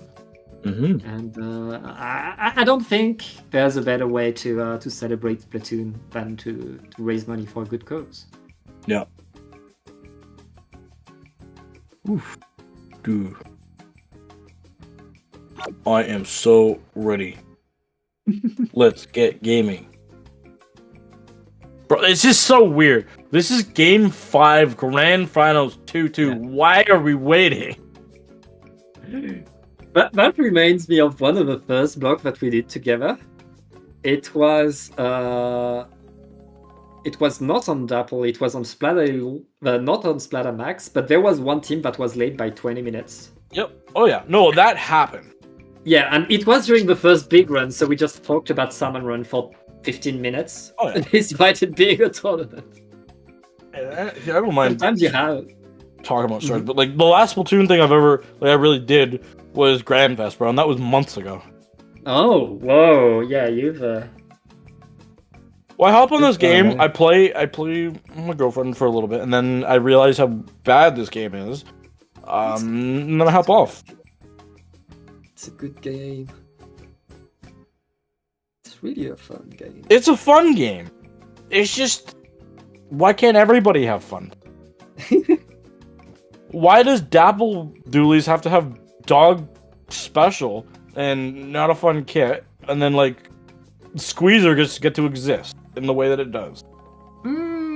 I've seen more and more Dapple Julies coming to They have to work. You have to work 40 times harder to do everything that Squeezer did. Like the thing is, the Julies overall are getting better and better, and especially like Squeezer, I see so much less. No, yeah, I know. him. You do see it less, but then at the end of the day, I just pop Zuka and like everybody falls off. No, there's a bubbler and Bazooka doesn't work. And I'm talking people are about, like- making Reef Slider work these days. True. I'm talking about like average rank here, Pat. We're not talking about competitive here. Like in Splatoon 2, in all its chaos, you could load up. You could just say, "I'm gonna hop in," and you could use 80% of the weapons and have a good. In this game, I feel like it's closer to 20. Hey, to be honest, I have better results with the dapples than I do with a squeezer because I cannot tap shots. I cannot do like all these tap shots. That kills my finger. Splatoon 1 gave everybody something broken. That was what it did. So at least almost every weapon, 80% of the game had something that was broken, which made it fun. But I don't know. Also, Splatoon 2's was if we don't have ink armor, then everything. Yeah, honestly, you know what? I'm down.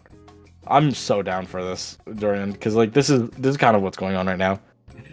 Yeah, I mean, the title of a podcast should be "Should the TOs intervene and ban these players because they're taking way too much time." This is more than a timeout. This is a little bit, in my opinion, outrageous. Getting a sub? Which side is getting a sub? My goodness. Poulet is going to sub. Okay, so Paul passed her exam. Silver had to drop apparently. So Poulet is going to get in and and fight for them. It took a little bit of time, but I guess we're getting there. And now we have both teams selecting weapons. That's Yay. I mean, I hope Poulet is warm right now. I hope Poulet is ready, and they have 1 minute to discuss comp and prepare their plan They just for gotta get in. Rainmaker Humpback. Let's go, boom. This game could be over so fast. Yeah. And also, this is the sub. Like, you're coming in as a sub. It's like, oh yeah, we lose this game, we're done the tournament. Tournament's over. Like, it's not even like our run of the tournament's over. No, the tournament is over. The most important game of this tournament, maybe. Or maybe not. It will all depend on. Oh, it is. Winner, win, and we have 5. We could have 5 more games. Lose, and I get to go to dinner.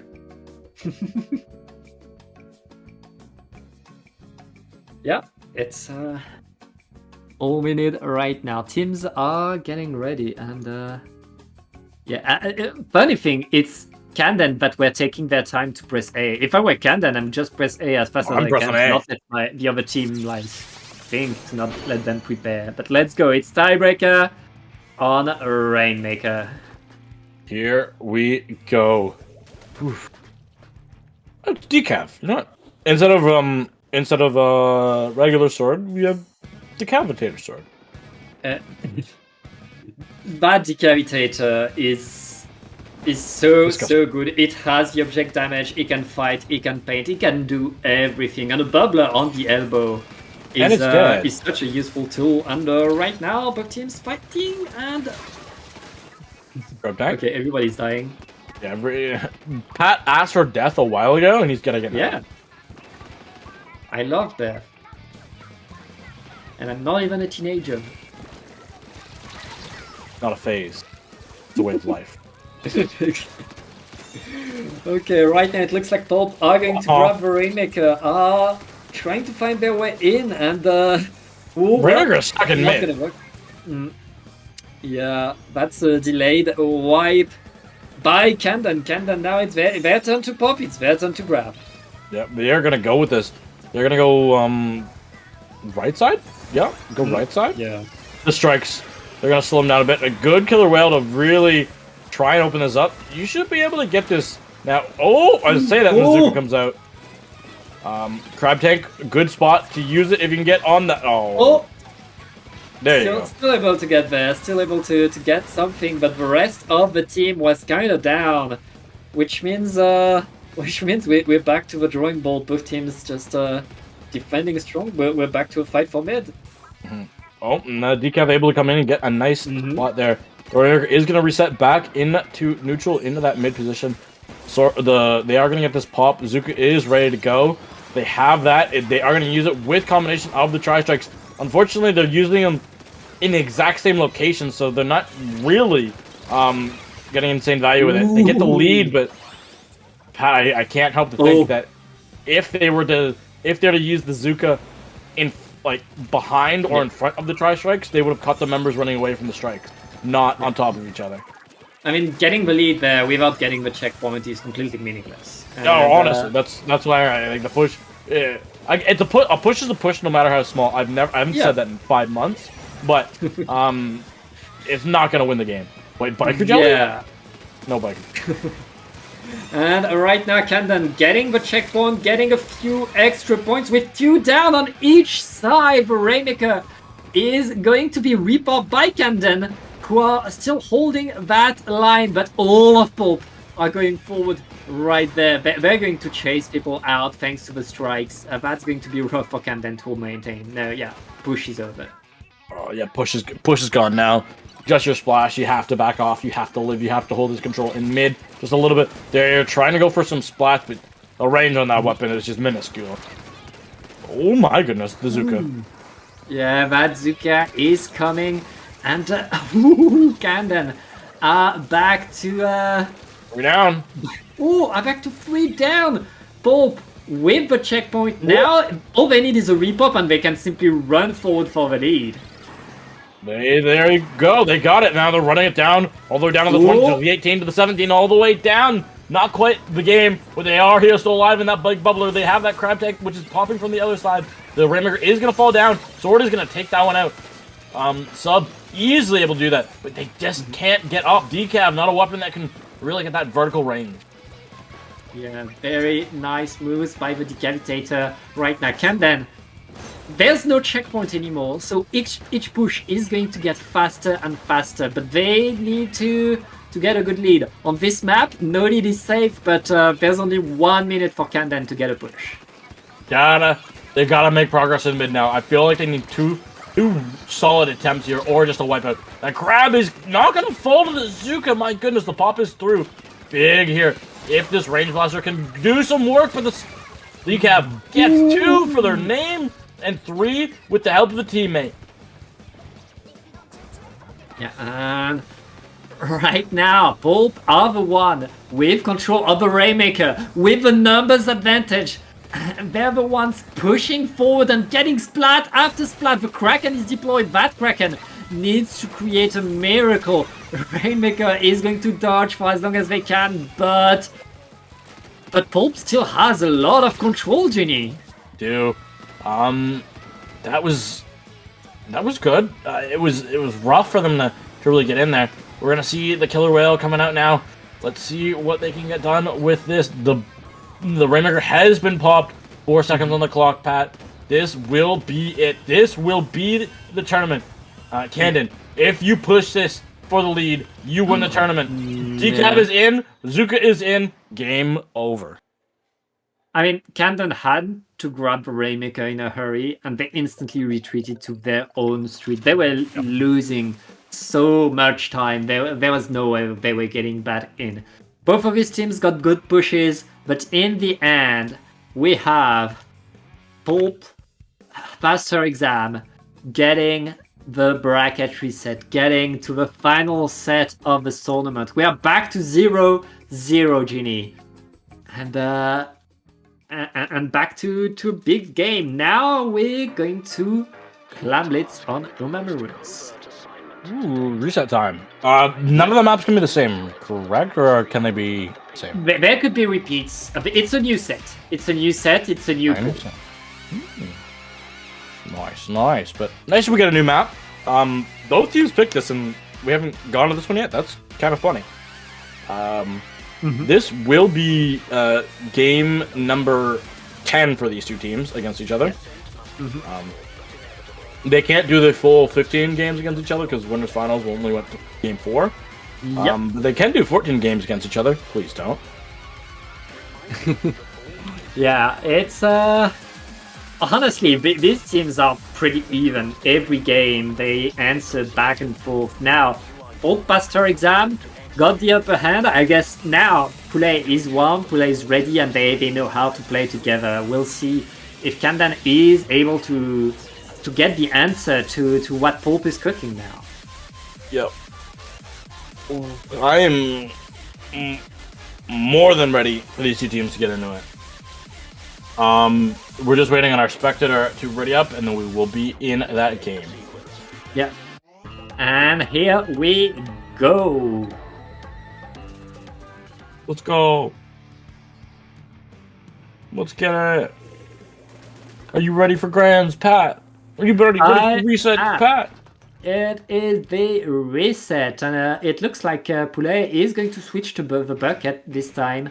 No bubble for either team actually. It's all about the ability to push forward with that. All about strikes, and that's a lot of people going down. That's everybody going down. Well, that's how you open, I guess, and that's an opening push with 2 players onto the snipe right there. Make that 1 player onto the snipe and a very nice splashdown. Oldbuster Exam already getting to 54. Nothing to scoff at, Genie. No, that's honestly for this map. I feel like that's really good because this map doesn't have those godlike clam spawns. It's more like 3 or 4 seconds before you can get to them, so it's a lot more balanced in the luck of the draw. So 54 on this map, I feel, is really good. Especially since they did not concede any way onto mid. They're still in control of the whole map. Oh yeah, for sure. They're able to do a lot of damage. Maybe they can get this gal. It's 2 members going down to the gal on this left side. That's the way that they are able to get back in with this gal. But the rest of the members are falling in the front here. That is not good. That is not good at all. The blasts are going big. Ooh, huge push right there. Oldbuster Exam reopening the basket and looking to get more splats. They're not able to get it though. They will get that extra super clam in the basket, but that's the... Oh, wait! Okay, that's the end of the push now. Finally the push is ending there, but my goodness, Pat, 31 is something else. Candon, what do you have to get through this? Trying to get through the Zuka, but 2 are gone. What a Zuka by Oldbuster Exam. Kinda not able to really keep control themselves. They're going to lose that super clam. They're at least able to get in with that bucket. That bucket has 7 clams though. Able to get the splats while staying relatively safe. It looks like Candon. The rest of the team is not able to follow through, and Pulp get back control of top mid. They do. Gotta watch out though on this left side. The gal is here, ready to go. The strikes are going to be coming out. Ooh, that bomb. Always dangerous to go on the other side of your splash hole.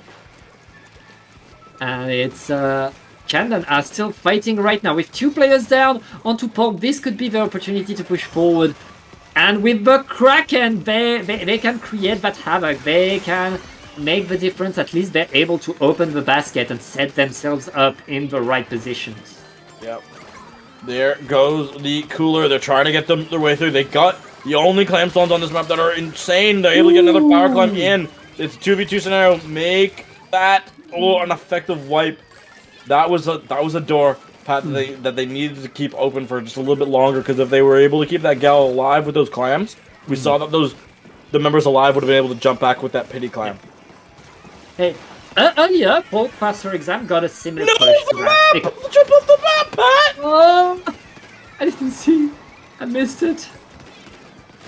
And right now, Candon are again fighting for mid because Pulp, they punish like the push, and they punish the presence into mid with the Zuka. Zuka on this map is still such a threat because you can't stay on top mid to do whatever you want. And right now, Candon cannot catch a break, Genie. No, they cannot. Oh my goodness, that was close. These fights, bro, just keep going back and forth, back and forth, back and forth. Neither team wanting to give too much to the other side. Mm-hmm.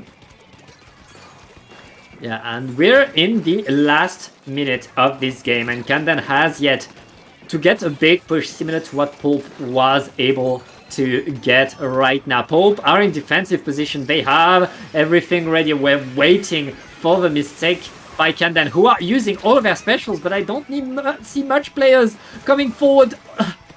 Actually, I see all of their players going back to spawn. This is 30 seconds left in the game, and Kandan used all of their specials and got splatted. Oh, yeah, that was a really good blaster direct. Not able to, the pencil barely able to see them on the screen, but huge direct there. We're gonna see Miguel try and make something work, but again, Pat, you can't just go in there and keep getting these trades if you're Canada. You need to get a lot of these splats. Blaster's able to get quite a few, but they need more. They need more space. Trades, they need the kills. And they need to move forward right now. The Super Clam is under the basket. They will grab it. They only have a few more seconds to get to the basket. It's not going to work. Pulp Passer Exam is going to get game number 1 of this final round of the tournament. My goodness. Their push was so fun to watch at the beginning of the game. They had two. They had a big right and a big left as well. Big 1-2 punch combo, and that was. It wasn't the knockout, but it did knock their opponents down quite a bit. Yeah, I mean, I feel like this was really a game where Pulp had the control. And we've seen so many games that were close, where both teams were able to push forward to get good points. In there, Pulp had more control. Pulp had more, they were faster, they were getting more splats, and Kandan's kind of struggle on there. So we'll see if it's a map, if it's the mode, if they're able to come back. But right now, Pulp is getting a little bit more momentum since the sub happened. Yeah, for sure. I'm very interested here, Pat, because we're going into tower control on Hagelfish Mark. These teams have played on this map. They know what's going on. Will it be a different story, or will a team want to change up the strategy, or do we think we're going to see the same thing? I mean, We've seen it a bunch. We've seen these teams fight till the very end right there, and each time it was close. Every time it was till the very last second. So honestly, I have no idea what these teams will be able to do, but it looks like Poulet is back to the Slosher again. For tower control, having a Slosher is always a good idea. Yeah, especially I like the Slosher Blaster combo. You really can get a lot done together when you look at things together. The indirect plus the slosh does so much. It takes anybody out if they look together. It's an underrated combo at times, but I'm seeing it a little bit more today, which is nice. And right now, it looks like Kandan are opening with a push, getting to that first checkpoint. That checkpoint right now, it's a formality. Both of these teams are expected to break the checkpoint, but getting it so early in the game, we're still in the first minute, and Kandan has a lot of special at their disposal right now. They're going in. Kandan is not stopping. Yeah, the Gal able to stay alive there. Yeah. My goodness, they're able to jump back out in this tower all the way down to 28 here, Pat. The strikes are out trying to slow this thing down, which is going to be good. And again, the Gal able to get a second jump with the Tactical Cooler buff. Proving why Tactical Cooler is so good.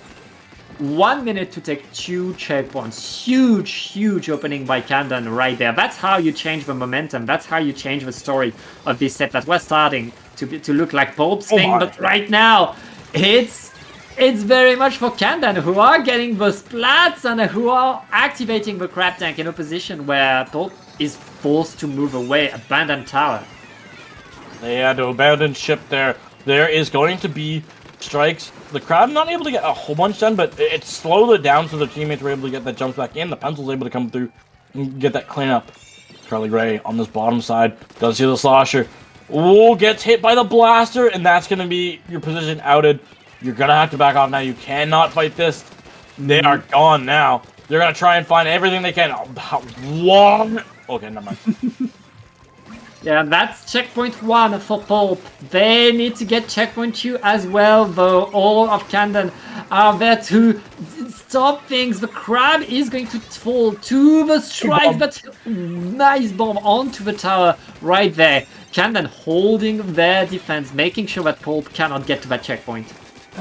Gal able to get one. Does see someone else that's right around them. Is so close to this killer whale. They need to get this online. They do. Blaster's able to come through, Pat, but the node's in the tower. You gotta get there. The pencil trying to do damage, but pencil is a terrible weapon to solo this one. And oh my goodness, Paul passed their exams is all the way down to third check, but I didn't think it was possible. Zuka is out. Zuka is up on top of the canopy. They have fallen down. The jumps will be starting to come back in, but the tower is making its way back. Pat, I don't feel like we've seen the end of this push. It's having quite a comeback by Pulp right there. Really forcing Camden to prepare another push. Camden are happy to do though, so like they are already back into mid. They have the specials. They are pushing in and forcing Pulp to really scour away. A nice jump again by the 52, forcing these quick repositions, is allowing Camden to really take a lot of ground. But right now, both teams are losing a lot of players, Genie. Oh yes, they are. It's very, very, very difficult for either of these teams to really truly get much accomplished right now. But for one team, they need to get a lot accomplished, and the other, it's just hold out and keep getting these trades. Ooh, Kraken is not Kraken going to stuck, find bro. much right there, but able to jump away. Very nice jump away. Pulp not able to get much forward, but they don't need to. As long as they keep the tower in their hands, they win the game. Sure. And Paul Pastor exams, they would love to go up on a championship point. They would love to have that opportunity again because they haven't had it before. No, they managed to get the reset, and now they're up 1-0, and with just 30 seconds left, they're in a very, very nice post. Camden still forced to jump away, not able to keep their positions. Activating the crab tank just to get back onto mid. That's not what you want to do going into the last 20 seconds of the game. The sub in there with the slosher, forcing more specials to be activated before going onto the tower. Camden now they need an overtime miracle, no. And it's not Christmas yet, Genie. Christmas is next week. No miracle today. There's next week with the Christmas one, and then the week after it will be the first day of the new year, first tournament, first day of the year, rare occurrence. But yeah, this is still just a regular Wednesday. It's a Wednesday, my dude. Anyway, yeah, that's. I thought the Gal was off the map there, bro. There was a bit of ledge correcting, and I think it's the fact that the Gal had Tacticooler on. They have more run speed, so they can do these moves a little bit more and go a bit farther away and make us afraid. It's I love ledge correction, bro. It gets a little bit finicky at times. Yeah. Like bro dropped and then is like, that wasn't even that bad, but sometimes it can be wild. Yeah, it was fine. No, that one was okay. We are going to zones on Mako Mart. Yeah, Genie once again. This could be the last game of the tournament. So only the second championship point of the day. Yeah, and it's Mako Zone. It was chosen by Pastor Exams. So they chose to be here. That being said, they changed what player, and it's Mako Zones. Every team of that caliber wants to play on Mako Zones, has a good plan ready for Mako Zones. Yeah. I mean, Camden, they have a huge blaster, so they're happy to see Mako Zones. Yeah, they definitely know what's going on here, and they're definitely ready for it. But we will see momentarily. These teams are just locking in, getting ready to lock in these weapons, maybe for one last time, maybe not. We will see. But it's been a fun tournament, Pat. It has been a fun one. It's been a wonderful tournament, and this could be the final game. Candan, both of these games, they were behind, but they were still in the fight. I feel like if they find some coordination, if they find some map control, a good 1 or 2 good positions on to Pulp Pastor Exam, they could get the game. Yep. Ooh. Just that patient, the patient anticipation of the games. No need for a podcast here because we're ready. Bro, I want to go to dinner. I'm starting to get hungry. Yeah, it's I'm ready. we are ready, and these players are getting ready. But this time, Ready. earlier they were pressing A as fast as they could. Right now they're taking their time. They're talking a little bit. They know that they want to discuss the last second strategy change so that they can so they can adapt and do everything right. Now let's get right in the game. Yep. Grand finals time. Match point. Oof. I am so ready for this. And here comes the Slushers and Blasters because it's Macomart, and you want to see the Slushers and Blasters. No, of course. That's what else can you say about them? They are classic weapons on this map. But the Wavebreaker coming out instead of the Kraken. Yeah. It's mostly the differential in bombs. Because let's be honest, range does not get its special very often. Yeah. I mean, especially since the fact that now you can use the Wavebreaker like a point sensor. It combos very, very well with the Range Blaster, and especially on this map, you basically for a second your enemies are marked, are forced to jump, and you can simply snipe them with your main weapon. True. We're gonna see that one mark user almost get taken out by the pencil, but not able to lay any shots down. That's gonna be a splashdown, which is able to neutralize them just for a little bit of time. Pulp Pastor Exams not able to get control of the zone. They want to get back in. They need to start applying this penalty relatively soon. But Yeah. difficult now. I mean, Candan, they found the good positions. They found the fight wins, and right now, Pulp are sweating. They need to move in. They need to paint that zone 2 down onto Candan, but the pencil is still there. The pencil is splatted. That is zone neutralized. That is not zone. How is that not zone flip?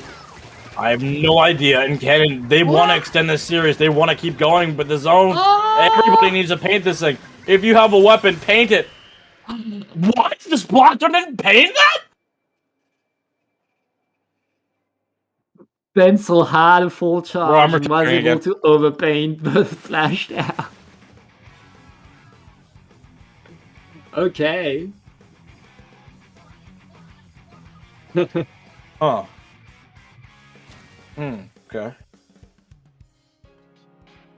All right. What's a game by Candan? I mean, Candan, they looked behind since the sub happened. They looked like they were not able to really win their fights, but now. Ow! Oh, there's other strikes. There's counter strikes. Yeah. There's counter strikes here, but still, Pulp had more players around the zone when the strikes were thrown. They should have had like. Watch the splashdown. Watch the splashdown. What? It didn't pay anything. Yeah, I'm not sure. Hey, happens. But I think the thing that was weird is because both teams had both a Slusher and a Blaster and an aggro shooter. So, like, the aggro shooters, they were like frontliners. They were not used to painting. So it was really on the pencils to paint. And if Pulp paints a bit more, if Pulp shooter paints a bit more right there, they could have applied penalty and keep themselves alive in this game. But now we are going on to Rainmaker on Barnacle and Dime. Still match point for Pulp past her exam, but Candan have shown how strong they can be once they have some control. It just feels weird though. Also, Rainmaker on this map is funny. It just feels weird that the regular, like the smaller blaster, and the splatter shot weren't able to outpaint a range blaster and a gal. That's math isn't mathing. Yeah, I mean, it was just the pencils painting. We all know only the pencils are painting. And right now both teams are back to the fight. For mid, it looks like Camden has some good control and are pushing forward, trying to get more right now. But the Rainmaker is going to stay there as Pulp is already back in with the strikes. That could be Pulp grabbing. Yeah, that could be Pulp grabbing, but it won't be right now. Ooh, my goodness, these two teams. They know what's on the line, and they're gonna have to hold on here because Pulp passed their exams. They've got this Rainmaker, and they are starting to make their push. Killer Whale's gonna be ready to go. Are they gonna opt to pop it? Slosher is gone from both sides. It's not looking good for Pulp past their exams because the specials are coming through against them now, and they lost a lot of their members. Yeah. The 52 gal able to splat the Rainmaker. That's slowing down the push by Pulp. But Pulp still has the control of the mid right there. And that control of the mid allows them to re-grab the Rainmaker for free to prepare the momentum. But here comes the Kraken to stop the push again. Camden coming in very strong, getting the splat. And now they get all the control with a wipeout. And Pulp breaks the shield for them. They don't even need to pop it. No, yeah, that's gonna be another pop here from Camden. They're gonna be able to take this one top left. 41. I like that number of points. They have to watch out. Yeah. The splash wall is gonna go huge. This should be the Blast is nowhere to be seen. Pat, we are not only in the reset, but we're in game 5 of the reset. Of course it's a game 5. Of course it's a game 5. These two teams are not stopping. Now, one single game to decide it all, and it's going to be on Clan Blitz on Scourge Gorge to break the tie. I missed the boss. We're gonna be 40 minutes late now. Rest in pastrami. This is wild. This is wild. I'm ready for it. I'm ready for this game. We got Scorch Gorge, Clan Blitz. The best map and mode combination in Genie's old age mind. Me when I'm not over the age of 25 yet, and I'm still old. Welcome to gaming community, the esports community. Yeah, I mean, these two teams have shown us quite the spectacle, the fireworks. But Camden, these last two games, they've been on fire. It's like they are in Pulp's head now. The last two games were Camden getting an early KO. Now here comes the Min Decavitator. That's going to be a change of pace for Pulp, and Pulp need to change their pace right now because Camden are on fire right now. They are. They are. They've come back again from points against them. But let's see. Both teams on that championship point. That tiebreaker. That trade in top mid. Classic sloshers. Looking at each other. Both landing their sloshes. And both going back to the respawn kettle. Yeah, and both teams right there trying to get some control. Camden has a bit more control, but they don't have enough clams to push forward. They don't care. They still go in despite not having that many clams. They don't have the super clam at the ready. Here comes the answer by Pulp, pushing Camden away, and I guess we're back to neutral. Yeah, this Kraken is going to be online, but they're going to have to use it for a more advantageous situation. You can't just go running in there and do the jump like you used to be able to a year ago. Gotta have some more creativity when using it. They're gonna go across the grating, gonna look for the pencil, able to take them out. Now they're gonna be able to easily be under the basket, but their team needs to have some clams, and they don't have enough clams to break that basket. These teams are fighting, are getting some control, are getting momentum. They don't have clams. It doesn't matter if you don't have the clans to push forward. Now they have the Okay. clans, but they don't have the space. This Yeah. is a unique scenario. Now they've got it in, but do they have any follow-up is the next question. There's all these flowcharts, simple flowcharts that they seem to be forgetting. Now they've got the clans to follow up, but do they have the players? No.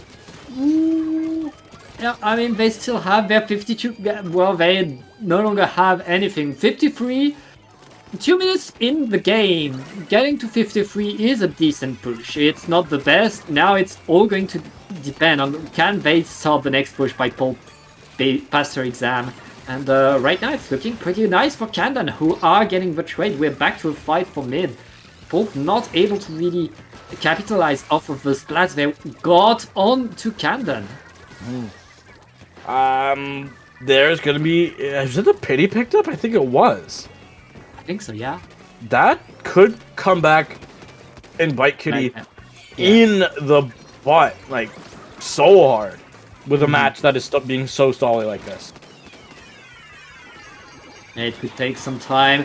Right there, Pulp looking to go in. The strikes allow him to push a bit forward, but you have to look to the side. They get splatted. It's not going well for them. Kandan winning the fight, taking more and more control. As I say that, they lose 2 players. This could be an opportunity for Pulp as long... I mean, they still have a good amount of clans. They do. Oh, 2 go down. That jump is gonna be kicked easily. There's a splash will go. You are gone from this world. Wait, they lived. Yeah, it's a decapitator. They can dodge. How does it? The Decapitator is completely unfair, and still is Kandan. But they maintain their points advantage, and Pulp, they don't have a special ready. They need to find tools to push forward. Yeah, Pencil is trying to find some picks. That's gonna be the ball going the wrong way up the map of the death. It's a dice roll which way it falls, and it fell backwards. Quite a rough one, but 3 down onto Kandan, and Pulp still has their super clan, and they have a bubbler under the basket now.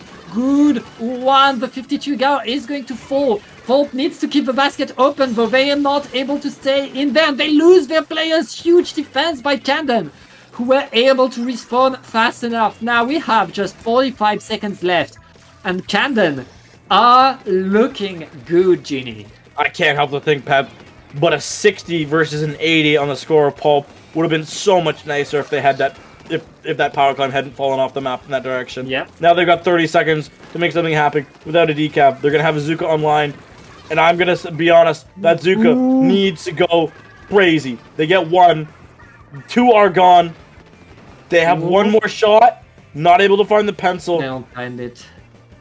Now they need to push. They need to force their way in. They don't need that many clams after they open the basket, but they need to get under the bubbler. Is in the right spot. Here comes all the strikes and everything to stop it. I see a super jump forward by Kandan. And they open the basket. They end the tournament. Kandan are your paddling pool champions. Woo! Let's go. An hour later, we had a little bit of a podcast in there, but you know, they were the best team in the tournament. They played like it. They stuck with it, and they defended against 2 championship points, and were able to come out with the victory. It took time. It was a rough one, but in the end, it is Kandan who are going to be your paddling pool champions. I mean, we've seen Kandan a bunch, and all of these players have won paddling pool before. This might be their first paddling pool win as a team under that name. So if that's the case, I'm not sure, but if that's the case, big congrats to them, and we hope to see more Kandan action in the future. Yeah, for sure. I'm definitely excited. I'm definitely excited to see where it goes. But with that, Pat, I feel like we're ready to go. Yep. That was I had fun. I had fun being back. Alice messaged me, was it like 8 p.m. Eastern yesterday, and was like, "Ginny, can you commentate?" I'm like, Actually, I'm not in school's on break right now, so I don't have any other commitments. Other than dinner tonight, and of course the tournament had to go late. I'm so glad you were able to. And before you go have dinner, Ginny, where can I find you on the internet? Internet at Genie7 on Twitter. That's GEENIE7 _. I guess my Blue Sky is gonna probably be the same thing when I make it, but yeah, I'm branching out. I'll be here doing Splatoon whenever I can, but I'm in the collegiate scene at my school now, so I've been busy with that, doing Rocket League, Valorant, Overwatch, and League of Legends. Oh, that's nice. Yeah. That's really nice. Where can lovely people find you, Pat? You can find me at patjayarton.bluesky. It's written on the screen right now. And I'd like to give 2 shoutouts before we go. One to our awesome observer, Jorian, who is super cool. And another shoutout to Squidadled, who gifted 10 subs. And who is also our Ko-Fi supporter along with Joel Marmalade. Squidadle, you're a goat.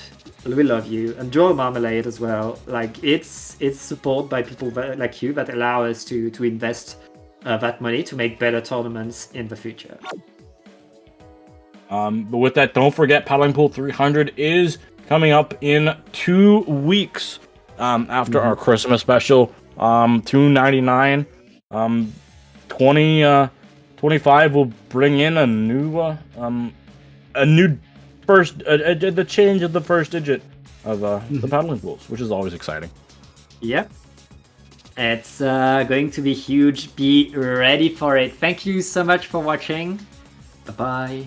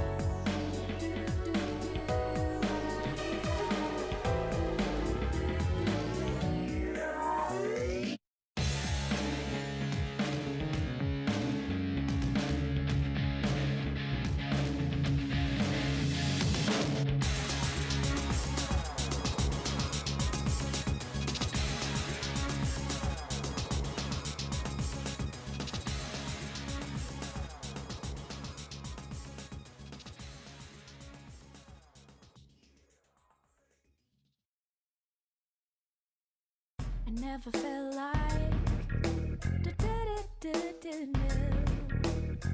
I never felt like baby, still with me. You gotta tell now.